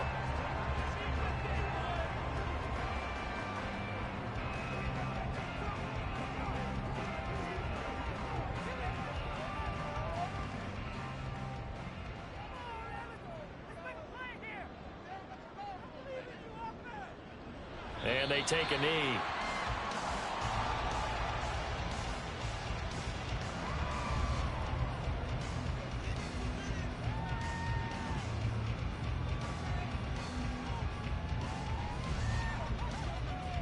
Moved back to the 10. They'll try on 2nd and goal here.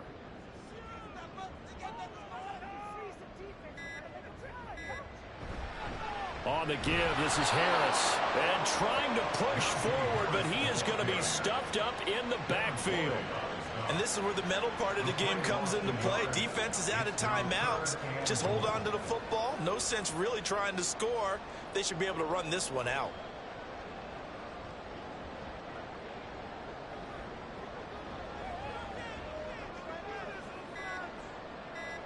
And the knee is taken for the Steelers out of the victory formation. I don't know about you, partner, but watching them take the knee there and finish this one off, I feel like I'm going to be sore tomorrow. This was one bruising affair. Low scoring, but my kind of football. Not a work of art, but maybe in your world, a little bit of a work of art. You like the defensive side. I thought it was pretty. I can't help myself. I thought it was pretty. And it ends in a kneel down as the clock rolls down to zeros.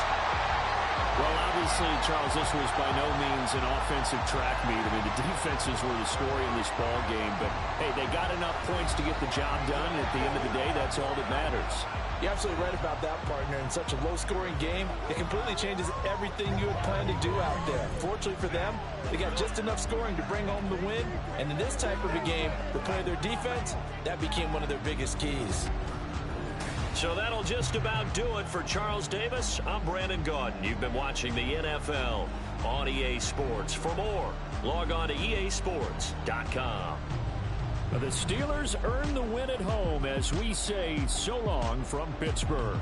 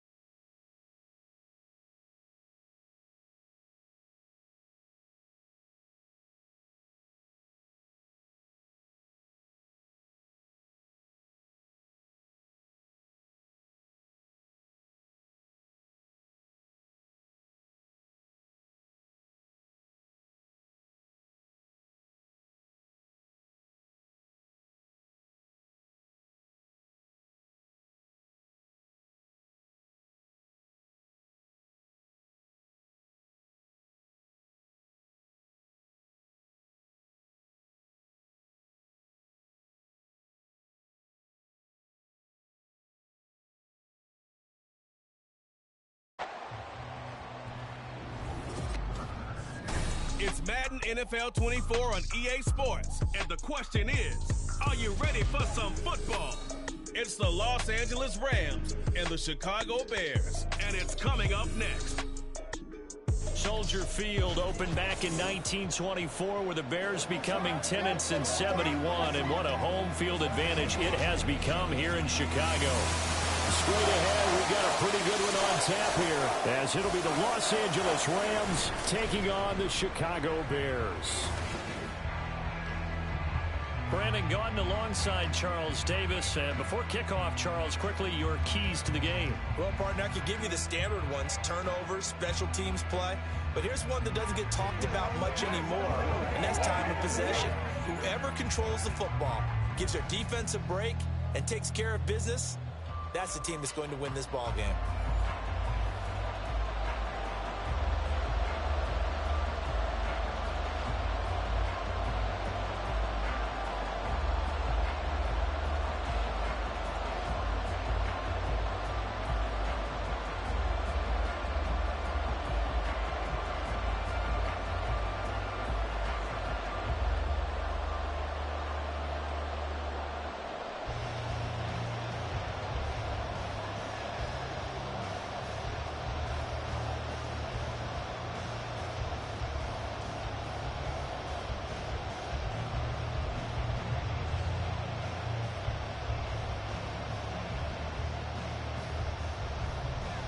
Charles and I have been looking forward to this one all week, and off we go from Soldier Field.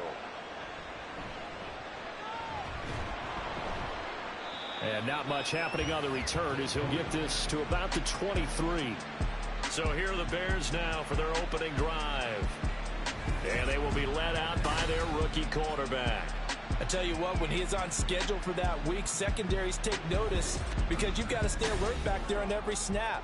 A truly powerful arm, one that's capable of challenging any level of the defense on any given play. That's why so many scouts preach arm talent when preparing for the NFL draft. A quarterback with arm strength to make every throw in the book, he's an asset to have in any offense.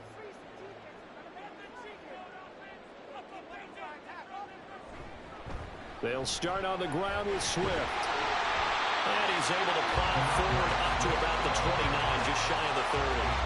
The game's first play produces 6 yards, brings up second down. A quick burst there, and he nicely bit off a pretty decent gain. Here now, 2nd and 4.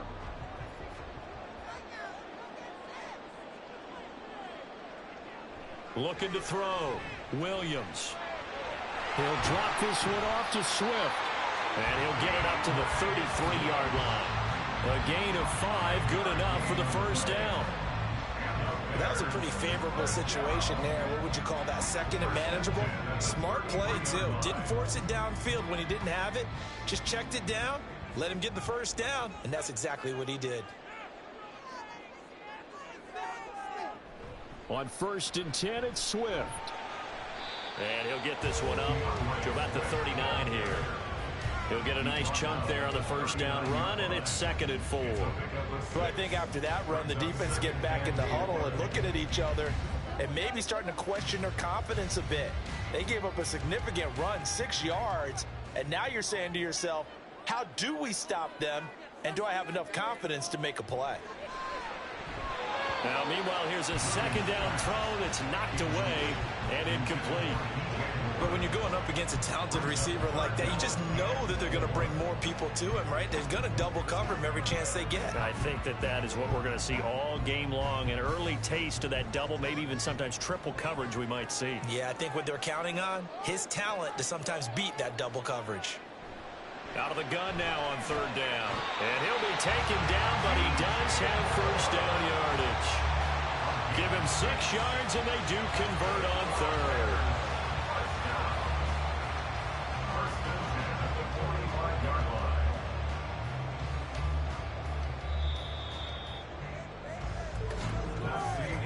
We're scoreless after 1.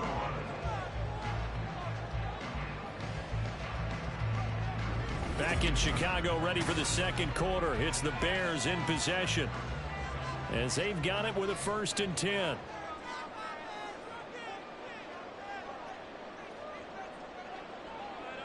Back to throw. Williams over the middle, and it's caught. Keenan Allen. Call it a gain of 6 on the play, and that'll make it 2nd down. He decided to run a hitch route. It really helped to have a guy who can turn it loose.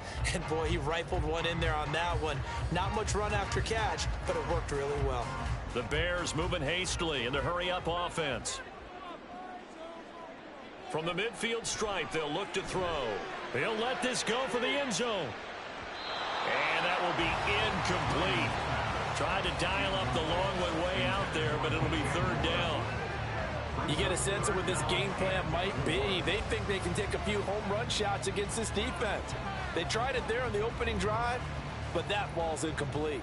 This will be the 8th play of the drive here. 3rd and 4. Back to throw again. He's got his running back out of the backfield. And this is going to be another first down as the tackle's going to be made at the Rams 37. They pick up 12 on the play there, and they move the chains. And they're getting him involved early. You feel like they saw something on tape, or they just have a sense with him because he's had a good week of practice or something in that area. But they want him involved, just as you said. They want him to touch it either in the running game or the passing game, but they must like the matchups they're getting. Williams throw complete here to Kmet. Now the Bears going to call the first of their timeouts as they'll stop it with just over a minute to go before halftime.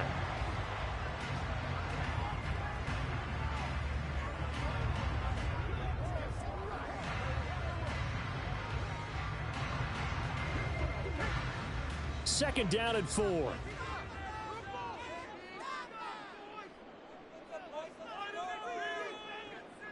They'll stick with the passing game as he looks to throw. And again, back to Kmet.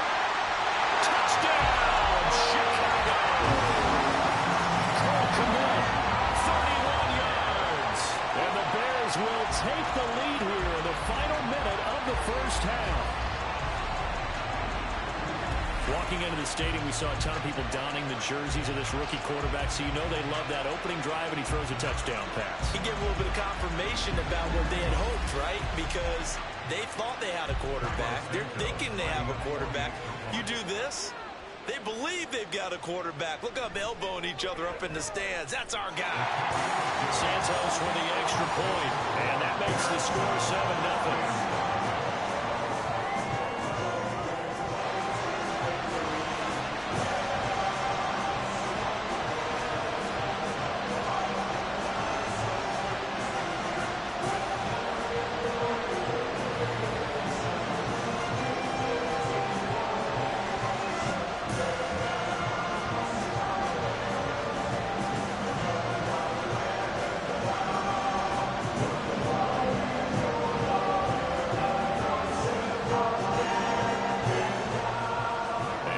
Touchdown here, Santos to kick this one away. This taken in at the goal line. And he's up past the 20 to the 22-yard line. So out come the Rams now for their first possession. Leading the charge at quarterback, the former Georgia Bulldog, Matthew Stafford. And his task in this situation is making sure this team knows that there's a sense of urgency, yet somehow still stays calm. Because your natural impulse, your first possession is not until the second quarter, is you got to attack right away. Throw something big at them right away. Yeah, you got to move the ball, but maybe be a little bit careful in doing so.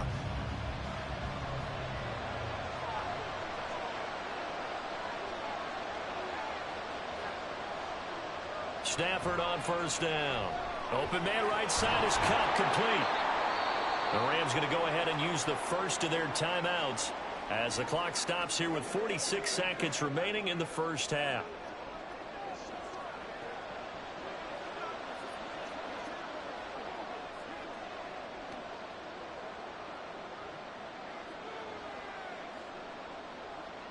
Second down and 8.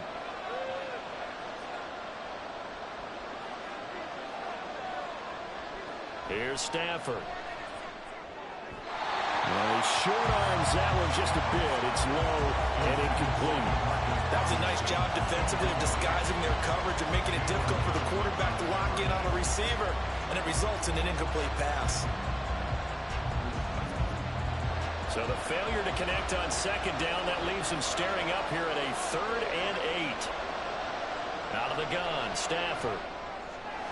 Work in the middle of the field, and he's got a man complete. And he is going to have a Rams first down as they're able to get the 3rd down conversion. Now the Rams will signal for a timeout, their second, as the clock will stop with 33 seconds to go in the first half.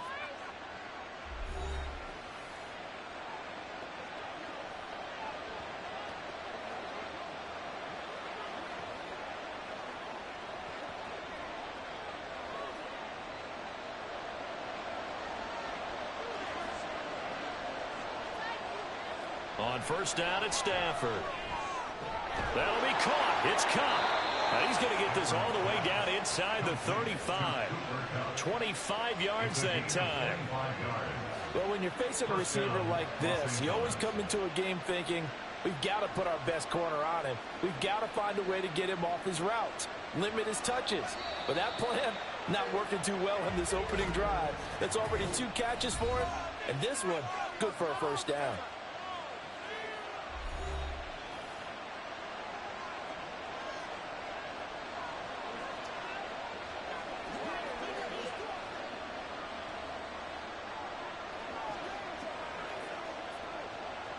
So with 4 seconds to go in the half, here's the field goal unit onto the field.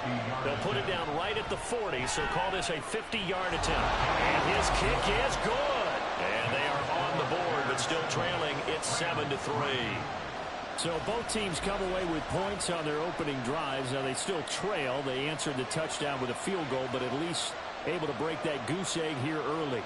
And that is what's important, right? Because they didn't let that initial touchdown go unanswered. Took the ball themselves, moved it downfield, and put it through the post for 3 points. Game on.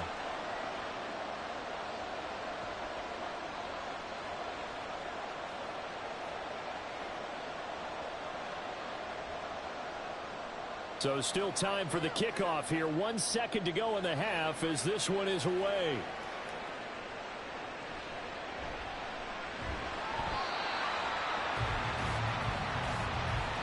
So we've hit halftime here, and as we expected, looking at the clock, a very quick first half of play as we send you down to Orlando, where Jonathan Coachman has our EA Sports Halftime Report. Coach. Okay, Brandon, thanks very much, and welcoming everyone to our downtown Orlando studios in this EA Sports Halftime Report.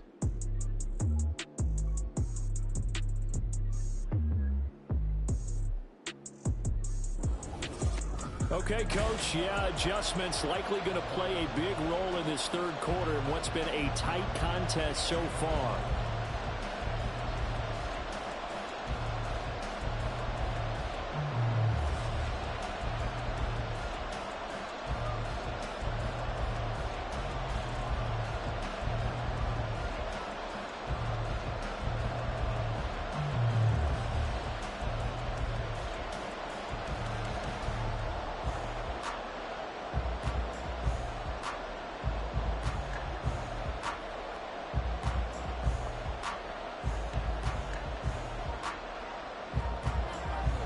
Set to receive the second half kickoff, and they trail here as we resume play.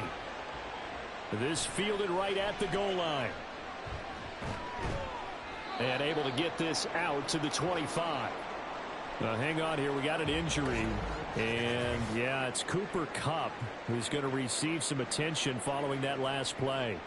The medical staff will attend to him, and we will step aside.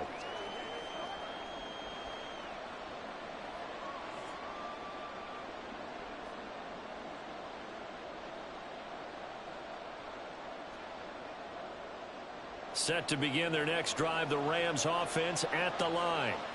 It's been a tight game to this point. What do they need to do, Charles, to break through in the second half and take the lead? Well, I think the first thing they need to do is thank their defense for keeping them in this game. And you know what I think the defense is saying back to them? Why don't you guys focus on getting some first downs, put some drives together, give us a little bit of a break here. If we can get some rest, we'll play even better for you. And oh, by the way, pay off a few of those drives with some points too. On first down, Stafford here. That's caught. Puka Nacua. Yeah, he's going to be out of bounds, but not before he takes it inside the 40. 23 yards on the play. A couple of first downs right in succession, and this is an offense that can really use a good drive, and they're off to a fast start here.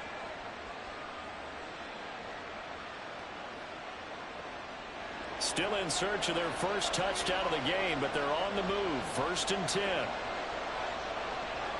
Now Stafford.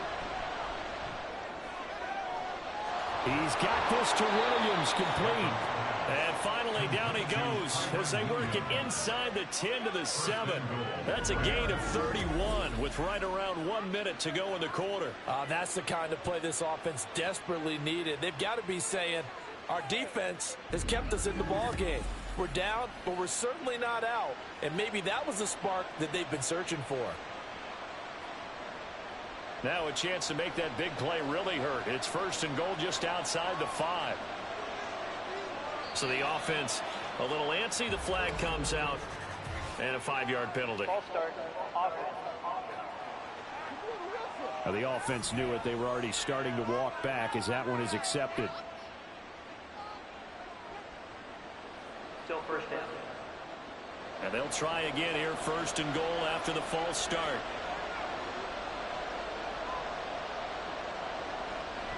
Now it's Stafford off the bootleg. Got his tight end. That's complete. That's long.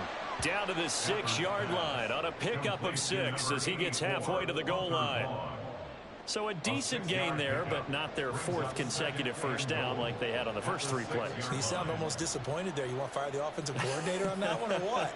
They had gotten into a rhythm. I thought they were just going to keep going. Well, almost a win for the defense, but if that's your win, you're not doing very well right now. On second down, Williams. And he is met in his tracks behind the line of scrimmage.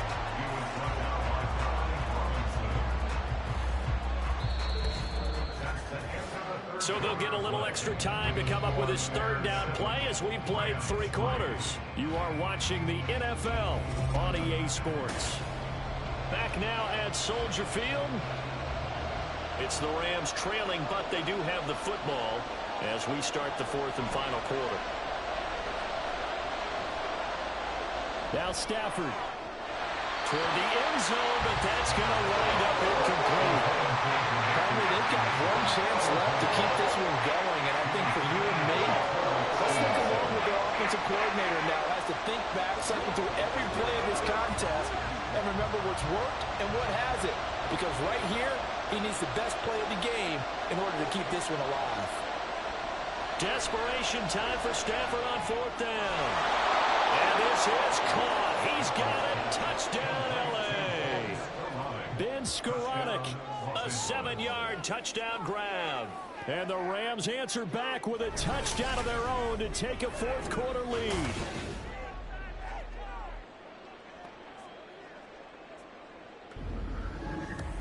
And touchdown and congratulations and 0 relaxation ahead of them, right?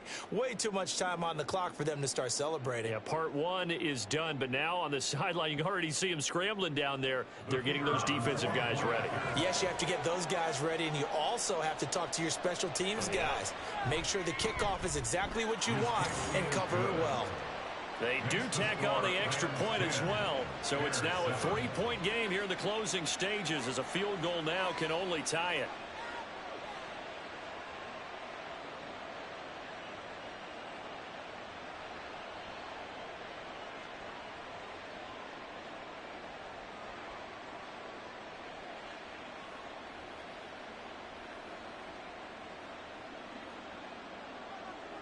The kickoff unit is out on the field, and they will send this one away. Taken at the goal line. And beyond the 20, but not by much. In fact, just a yard pass there to the 21. So now the Bears down by a field goal. 1:47 on the clock. How will this thing pan out? We'll watch as they come up on 1st down.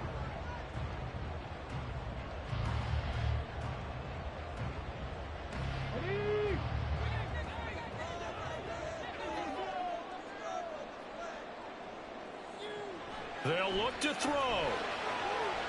Finding Allen. And he'll be out of bounds at the 25-yard line. Out of bounds at the 25-yard line. A gain of 4.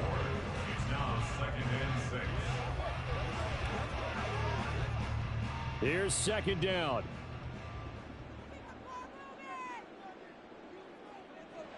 He's back to throw. Gets this to Moore. And he's taken down, but able to slip across the 35. This defense has certainly had an outstanding second half, haven't they? I know they just gave up a 1st down there, and for the offense, they're hoping that that's something they can jumpstart with and maybe start to move the ball a little bit better.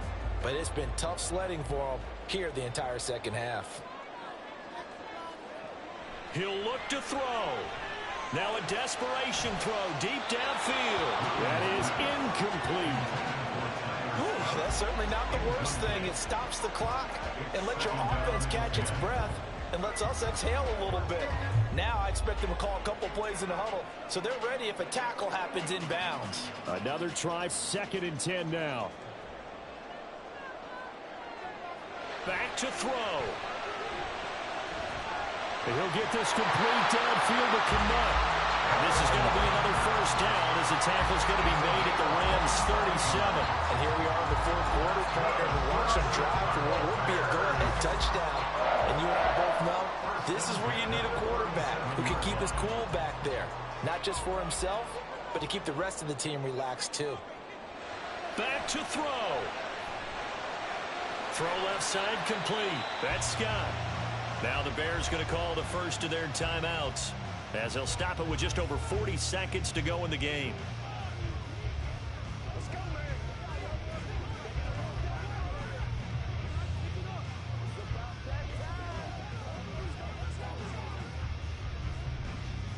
Here comes second down.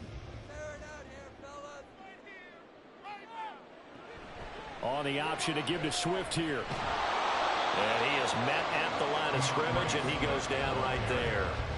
I know they got a little yardage there, but I'm not sure their investment is right. They're still running the football, and I'm not sure there's enough time to continue to do that. They'll come to the line now on a 3rd and 6. Looking to throw. Williams. And this is going to be another first down as the tackle's going to be made at the Rams' 12-yard line. Now the Bears going to use the second of their timeouts as it'll come with 15 seconds to play in the ball game.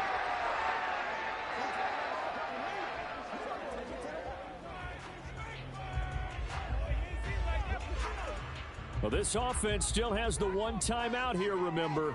1st and 10. A handoff, Swift running to the left.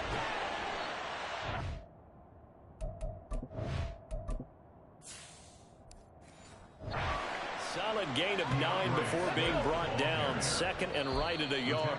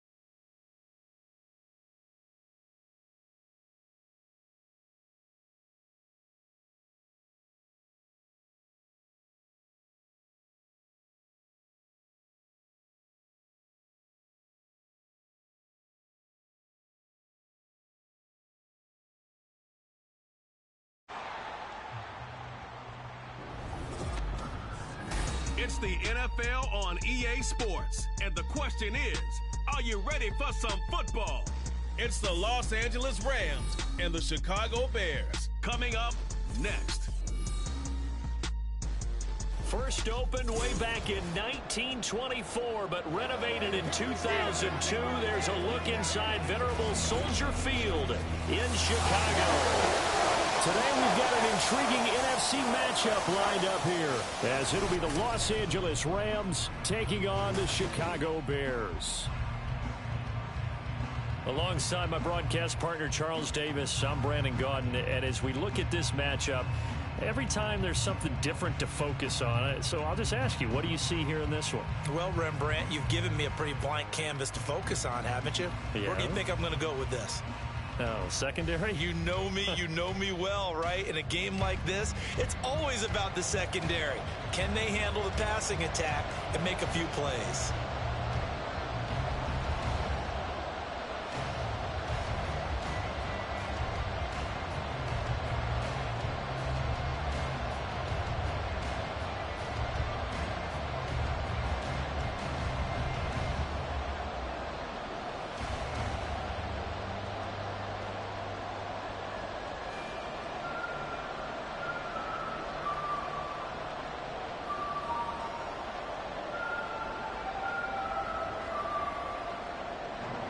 Get strapped in. It's just about time to get the party started. And off we go from Soldier Field.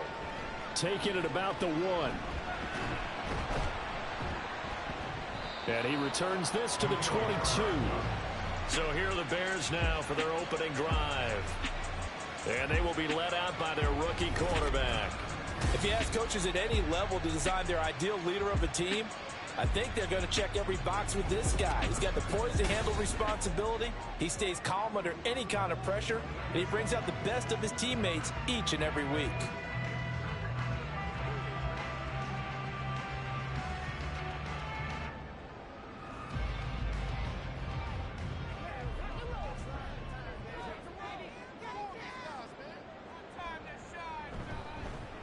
On the ground, it's Swift to start the drive. And nothing much materializing there on the first down run. He'll get a couple, and that's it. They suspected it was a power play up the middle coming at them, and boy, were they right. That defense got downhill in a hurry and limited them to just a couple on first down. From the 25, here's a 2nd and 8.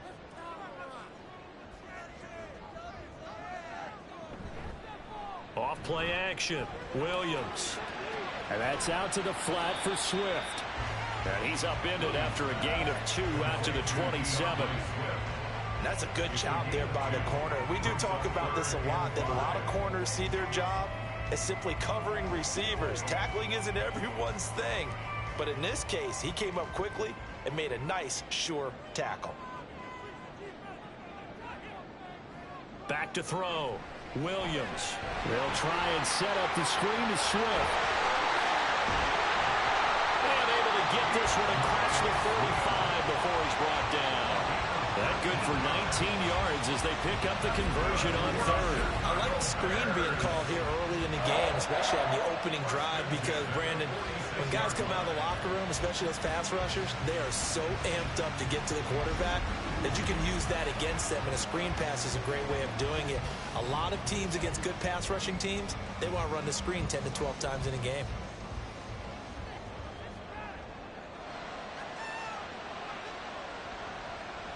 Williams now on 1st and 10. There's a short throw. It's caught by Kmet. He'll be taken down at the 48 for a pickup of 2 yards.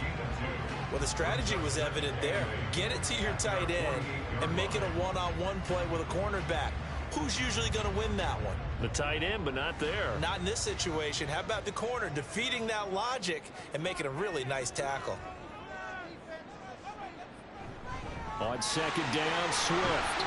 And it'll be a minimum pickup here as it will take us to the end of the first quarter.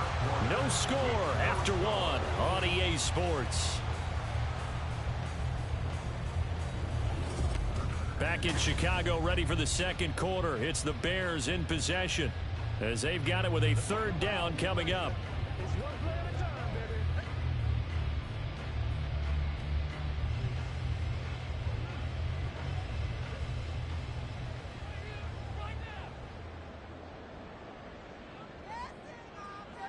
Looking to throw.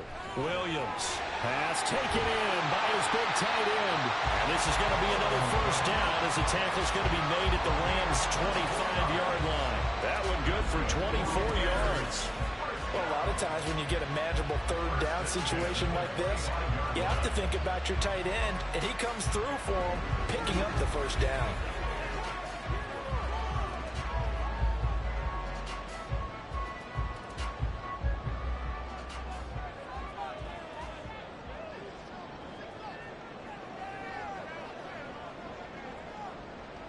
Williams on 1st down. This will be caught inside the 10. And brought down, but not before they get it inside the 10 to the 7. He's been a one-man wrecking crew these last couple of plays. This time 18 more and a 1st down. Just picking up yardage in bunches here these last few plays. They have moved right down the field, and just like that, they're going to be set up with a 1st and goal. Back to throw. Williams. And that is incomplete. Wow, the coverage a little too good there. And it's 2nd down. As this old brain remembers, when I see 5 wide receivers on the field as a defender, I know the ball's coming out high. They expected it and got there and popped it free. They'll try again here from the 7 on 2nd and goal. Again, he'll drop to throw. That's to Moore. He's got it. Touchdown Bears. A 7-yard touchdown grab. And the Bears will take the lead here in the final minute of the 1st half. Well, with this rookie QB, we talk a lot about his ball placement and how good he can be at laying it right in there. I think we just saw, Charles, though, the strength of that arm. That was an absolute rifle for the completed touchdown. It absolutely was, and let's face it, you think he was really ready to get that first touchdown? Absolutely. He threw that pass with authority, just as you described. Big-time arm right there, and let's face it, a lot of quarterbacks used to be pitchers in baseball. The fastball was usually their best pitch, and we saw it there.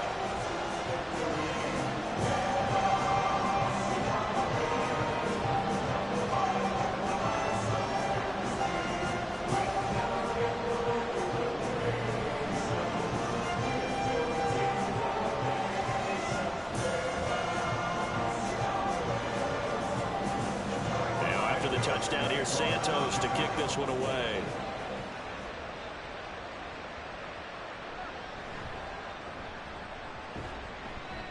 And makes it across the 20 as his guys will set up shop at the 23-yard line. So out come the Rams now for their first possession. They'll be led out by a longtime starter in the NFL, a former #1 overall pick way back in 2009. It's Matthew Stafford. And Matthew Stafford was taken first overall in the 2009 draft, and he certainly played like a top pick. Throughout his career, he's been one of the most prolific passers in the league, and there's no reason to believe he's going to slow down his production anytime soon. Not only that, he's also one of the tougher quarterbacks in the league as well. Now a first down throw. Stafford. Pass complete there to McCool.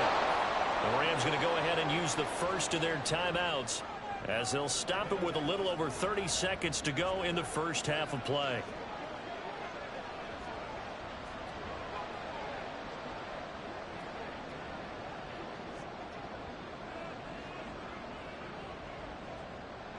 Second down and a yard. Stafford. He'll get this complete to Cooper Kupp. Now the Rams will signal for a timeout, their second, as they stop it with 28 seconds to go in the first half of play.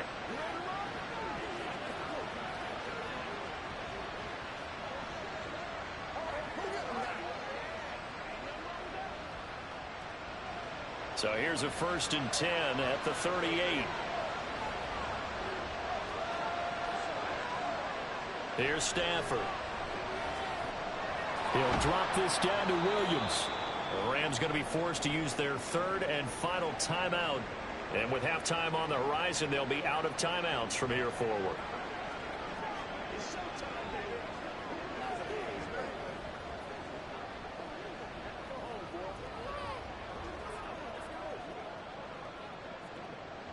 Here's a 2nd and 5.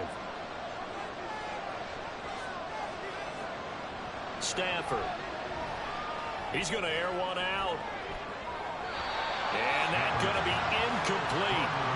Good effort there trying to take a shot, but it's third down. And they've been kept off the scoreboard in this first half, but here toward the end, they're trying to change that in one fell swoop, but that winds up incomplete.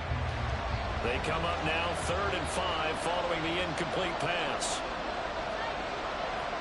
A shotgun snap for Stafford. And incomplete on the deep ball. The passing game not in sync here early. And now it's 4th down. And they're not going to go quietly into this halftime break. They know they're in for a fight, so they're trying to make every possession count. They took the big shot there, but it winds up incomplete. So on 4th down, on is Ethan Evans to punt for the Rams.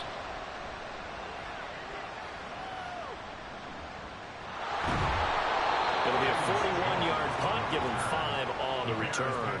And there'll be time for maybe one final play before halftime.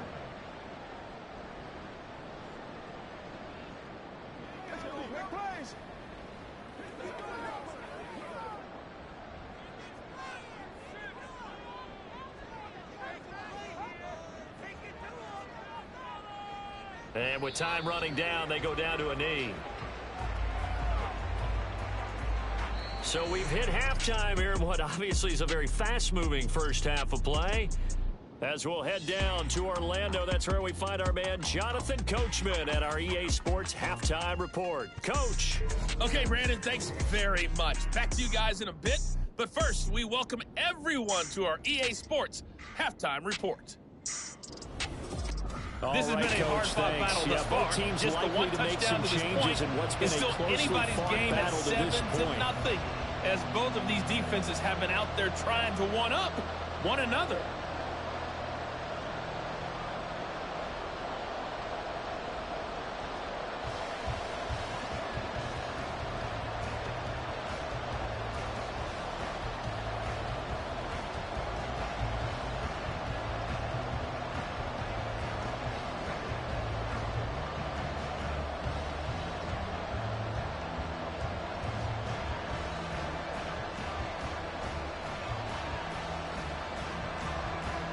Just the one touchdown in that first half. 7-0 our score as we get going in quarter number 3.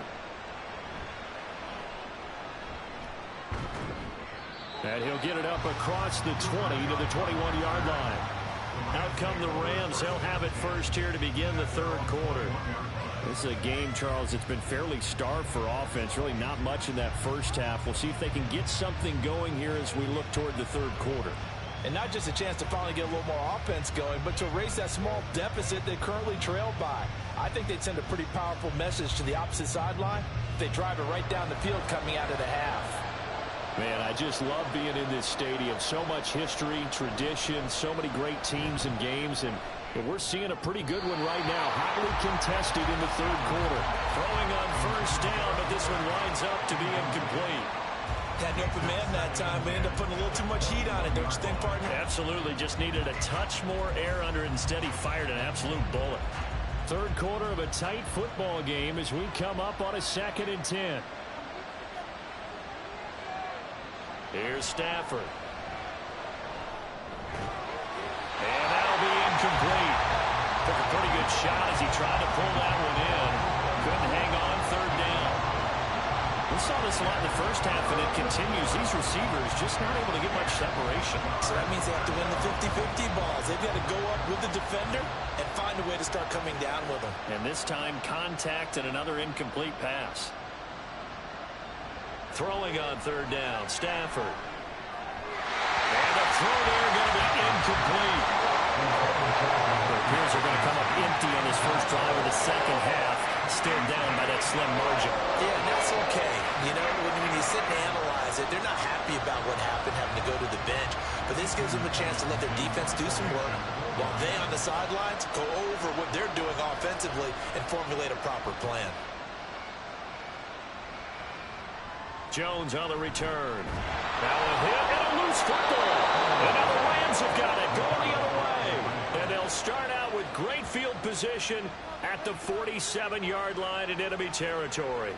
It's been a struggle all game for them on offense. This was a chance to maybe provide a little bit of a spark with a punt return. Unfortunately, that spark got doused. Yeah, and you call special teams the third phase, but you see here it can be the first phase sometimes. That is so true, right? It can ignite it one way or the other, and boy, that didn't help them at all. 2 yards on the pickup there. It'll be 2nd and 8. I have to think a major focus of the halftime meetings had to be figuring out how to create space for the running game to get operating. Well, what you pointed out to me at half seems accurate. That line has struggled to sustain blocks. Yeah, I would agree with that totally. They've got to focus on staying on their double teams at the first level, make sure that block's secured before they slide off and try and chip someone at the second level. Now, meanwhile, here's a second down throw that's knocked away and incomplete. As a corner, you have to be able to run with guys step for step downfield in man coverage and make up ground quickly in zone. You have to put yourself in position to make plays, just like that one we saw there. Throwing a Stafford. And that is incomplete, but a penalty flag coming in. This could be a first down.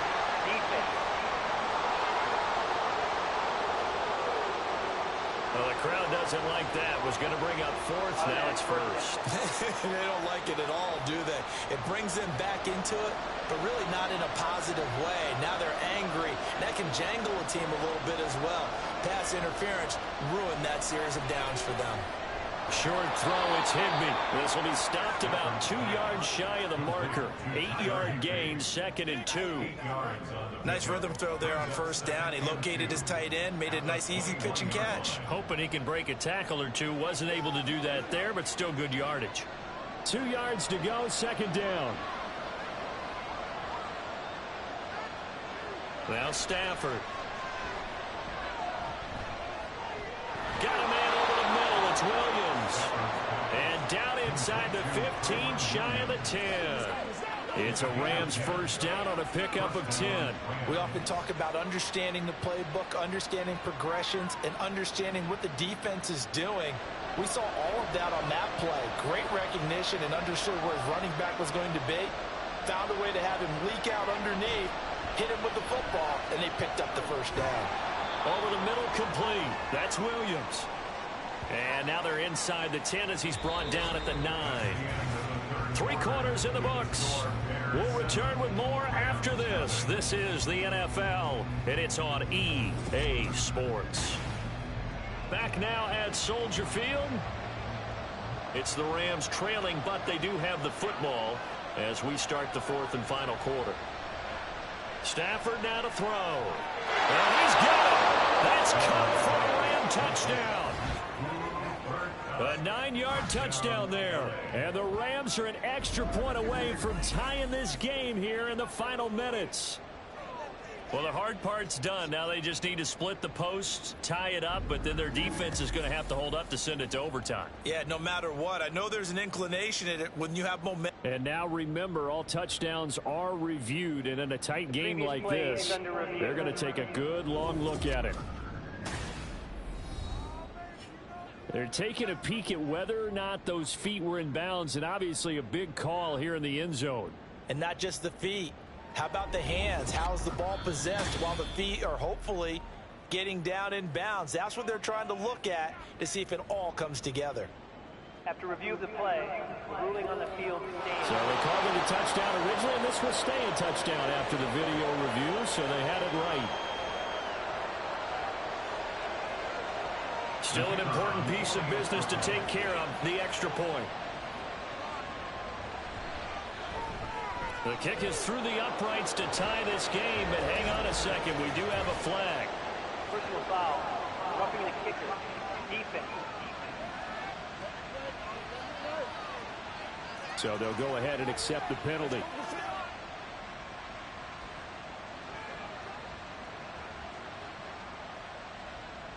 Now this one setting up for a great finish. All tied in the 4th as the kick's away. And this will be a touchback as that sails over the end line. The Chicago offense set to get started.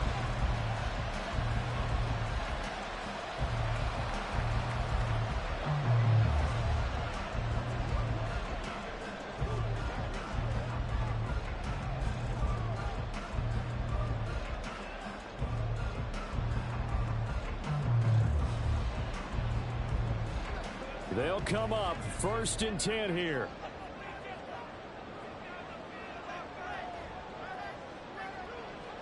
Throwing to start the drive. Williams. And he can't get a throw away. He's taken down. It looks like a loss of right around 11 there on first down to set him back on 2nd. When you see a quarterback retreating away from the line of scrimmage toward the other goal line like that, usually doesn't end well. You're exactly right about that. Normally, if they're moving from side to side, they've got a chance maybe to get back upfield. He was trying to shake defenders and extend the play, but it doesn't work out very well for them at all. You need those extra yards on the other side of the line of scrimmage.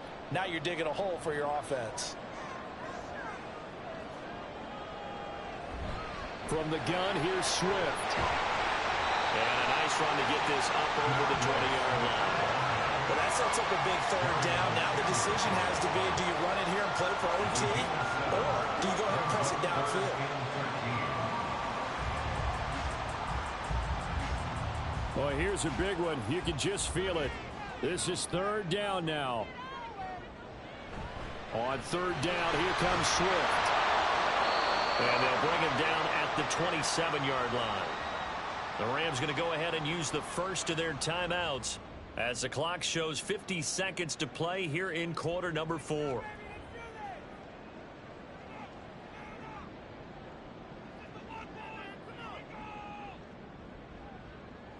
Here comes the Bears punter now, as he's on to punt for the first time this afternoon.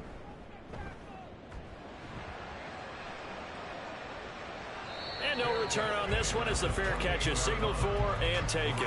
So possession goes over here on the punt. And the Rams will go on offense here with a 1st and 10.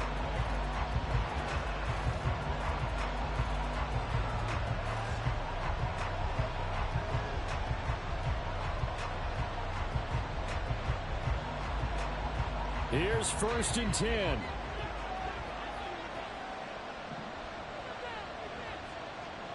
Now Stafford. And that's caught by Williams. And he'll lose yardage here, going down back at the 28.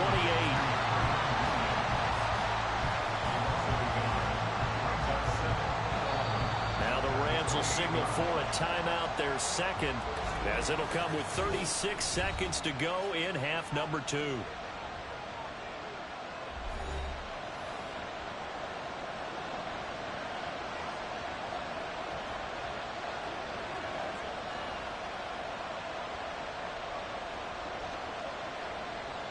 They'll come up now. This is 2nd and long.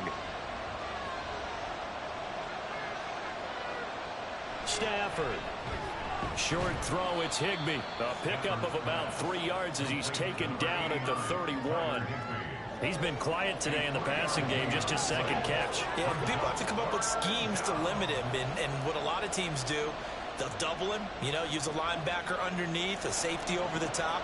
Sometimes they'll just take a corner, maybe their 3rd corner if he's a bigger guy, and put him on a man-to-man to try and limit his touches. Just keep mixing it up, give him different angles, different looks, like a good boxer does. Well, 3rd down throw, and it misses the target, incomplete. 4th down now defensively. Charles, they're just asking this crew for one more stop.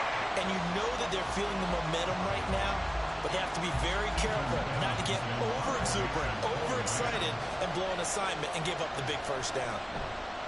And on 4th down, on is the punt team sending this one away. Here's Jones on the return.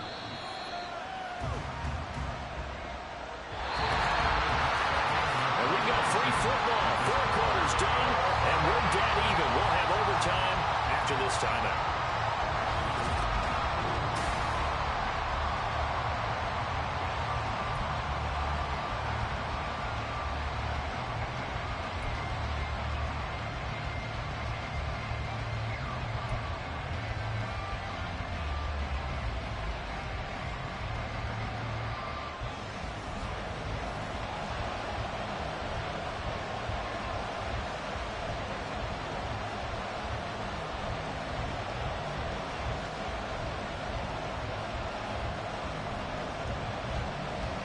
So it's the Rams who are going to get the football first as we are back underway here in overtime.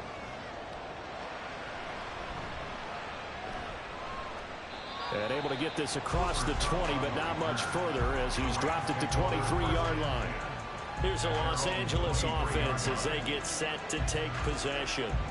And Charles, a very uninspired effort the last time we saw them out there was a quick 3-and-out, then they punted the football. Yeah, and you never want to get stopped so soundly during a series, but what would be even worse now is letting it happen again right here. They've got to get going. Stafford and the Rams come up 1st and 10. At their own 23. From the gun, he'll set up to throw. That'll be caught. It's caught. And they nearly get this all the way to midfield. Mark him down at the 49. Love this look to start the ball game. They empty the backfield right away, and that's going to put some early stress on both their offensive line and on the secondary. And here they get a completion and a quick 1st down.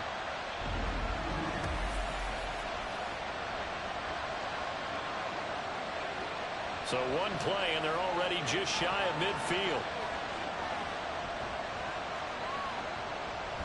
Now we give up the middle to Williams. And the result here, a pickup of 8. Leaves him with 2 to go on 2nd down. Good yardage there on 1st down. Exactly what you want. Get yourself set up to keep making 1st downs, keep the clock running. And if they're smart, You're starting to milk the clock. No hurry before you run your second down play. From the 43, here's second and a couple. Now it's Stafford off the bootleg. That's into the hands of Tutu Atwell. And he's going to have another first down as the tackle's made here at the Bears' 24-yard line. Brandon, that's a huge completion there. It puts them in field goal range, but let's face it, they don't want 3 here. They want 6. With these overtime rules, a touchdown finishes it off. Yeah, looking to win it right away. Good to know, though, that they have 3 in their back pocket if they need it. Now here's a pass on first down that's knocked away and incomplete. He didn't just deny a big throw there. He broke that one up in the red zone. An excellent play, one that may help save points on the board when this drive is over. Here's second and 10.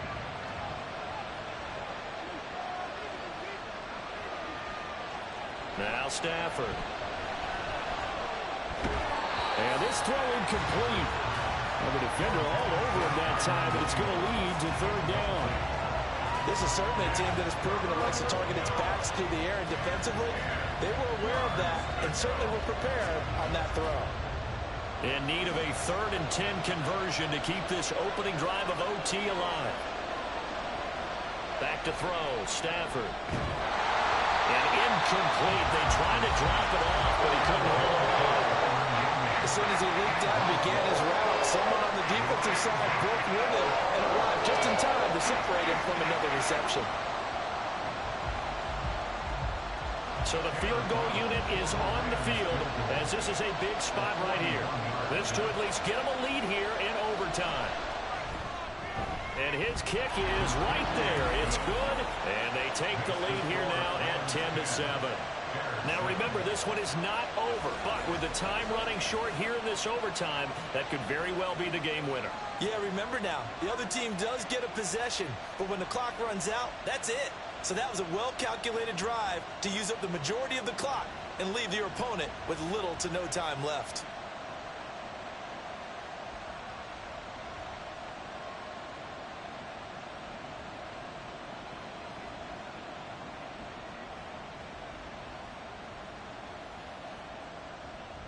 So only a field goal on that opening drive of overtime. Will that hold up? We'll find out as the kick's away. This taken in at the goal line.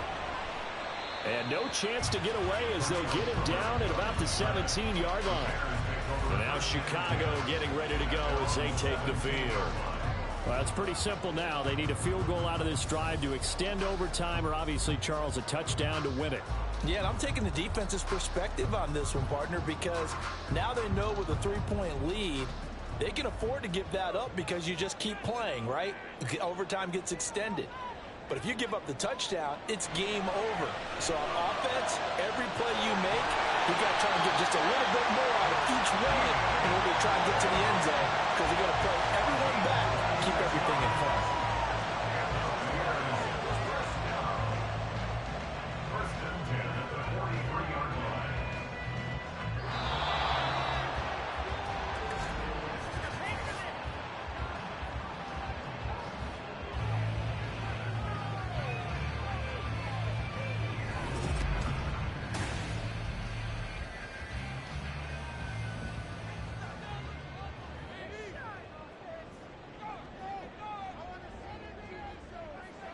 Here's Williams territory. And we're always looking for that elusive term momentum, aren't we? And I think they're building it with the back-to-back completions. Now they feel like they can either take a shot or continue to build it the way that they're doing now. Safe throws, get it to their playmakers, and see what happens. Now Williams on 1st and 10. Going back to Allen. He's got him again. And he's tackled a yard short of the marker. Good gain of 9 on first down. Simple drag route here, lined up out left and tried to work his way back across the field. You probably saw me twitch there, partner, because I think he wanted the ball a little bit sooner. By the time he looked it in, defender was right on him.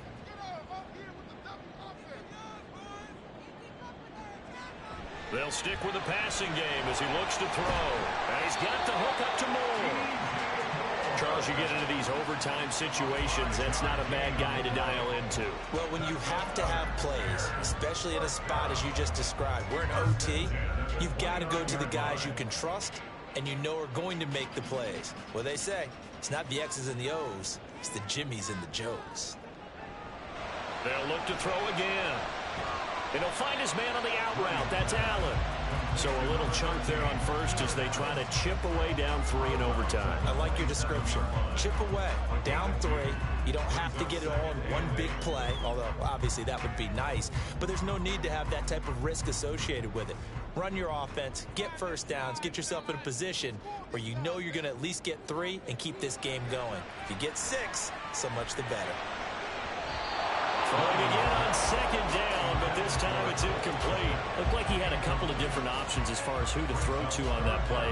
Who am I to say this, but I'm not sure he made the right decision. Well, the window of opportunity is always going to be small in the NFL. That's why those quarterbacks who make quick decisions and have quick releases have the most success in this league. Now a toss for Swift left side. And he will not get what he needed as he stops short of the first down at around the 22. And I know you with every carry, especially in overtime, you're just saying if you're that ball carrier, hold on to the football. Hold on to it, protect it, but not necessarily settling because you're trying to get to the end zone. You're trying to end the game right here. And I know the defensive guys poking, clawing, raking, trying to knock the ball free and protect their end zone. Yeah, like you alluded to, especially this part of the field. And the Rams are going to go ahead and take another timeout. They'll be down to just 1 remaining as we step aside here in overtime.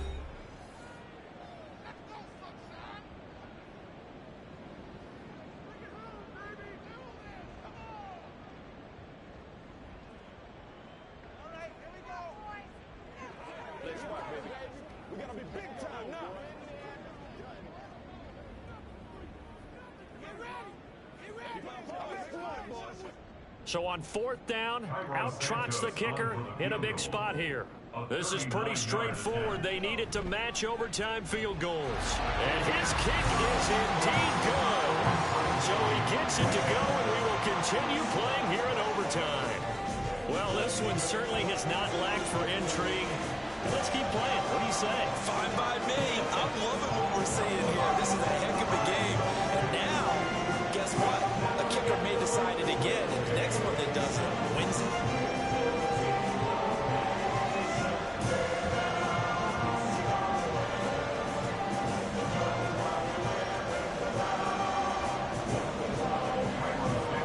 So we're right back where we started, all even as the kick's away.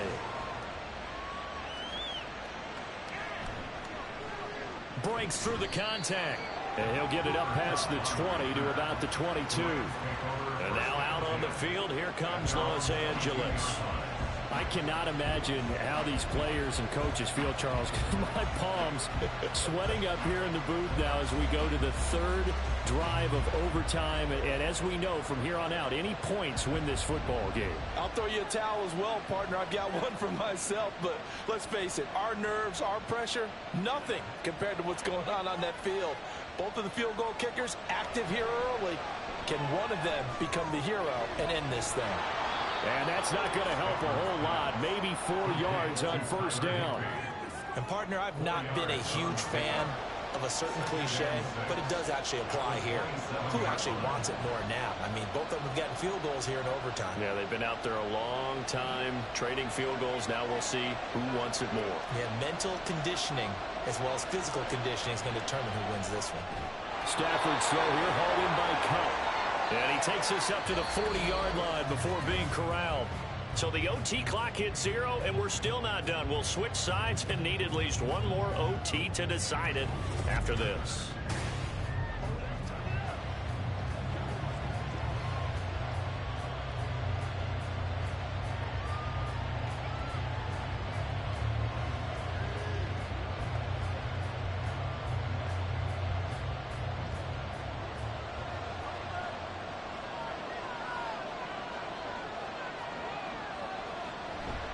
Now a first down carry, it's Williams. And he can only manage to get a couple.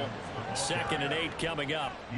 Certainly a nice job there by the defense rallying to the football and getting him on the ground. But I think the play gets made by the defensive front. because if they can't get upfield, their job is to go ahead and get low, almost get into a ball sometimes, stack things up, and make it difficult for the runner to find a hole. Williams going to get it again on second down. And some nifty running here as he'll take this across midfield and down to the 47. Good push up front and that run in between the tackles. Let's play the leverage game here. Offensive line just got lower than the defensive front, and they were able to get their pads on them and move them backwards and create space for their running back to roam.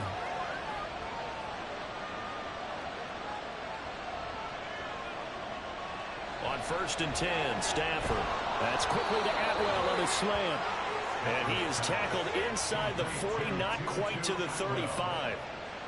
Well, coaches always talk about finding balance on offense. I don't think you get much more balance than this. Big-time run, big-time pass. A 1-2 combination. Looked pretty good. How about that? Let's see if they can continue to take that kind of a punch, though. Up the middle, it's Williams. And he'll work this forward for about 3 at 2nd down. Not a huge carry there on 1st down, but not all of them will be. But still, all in all, a positive play for the offense. It's all about picking up at least a few to set up what you're going to do here on 2nd down. 2nd and 7, operating from the 34.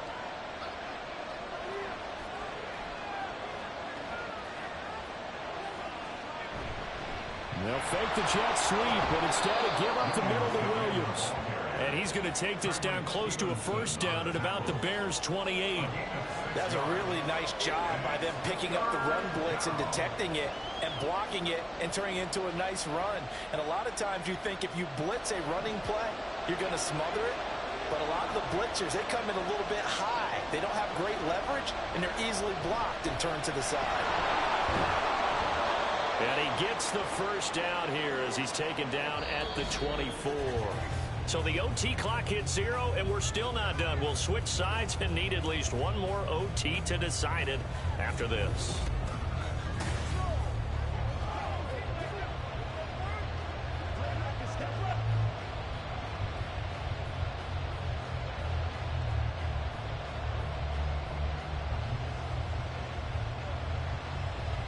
And now this game's going to come down to the right leg of their kicker. And the defense is going to let him think about it a little as they use their 2nd timeout here.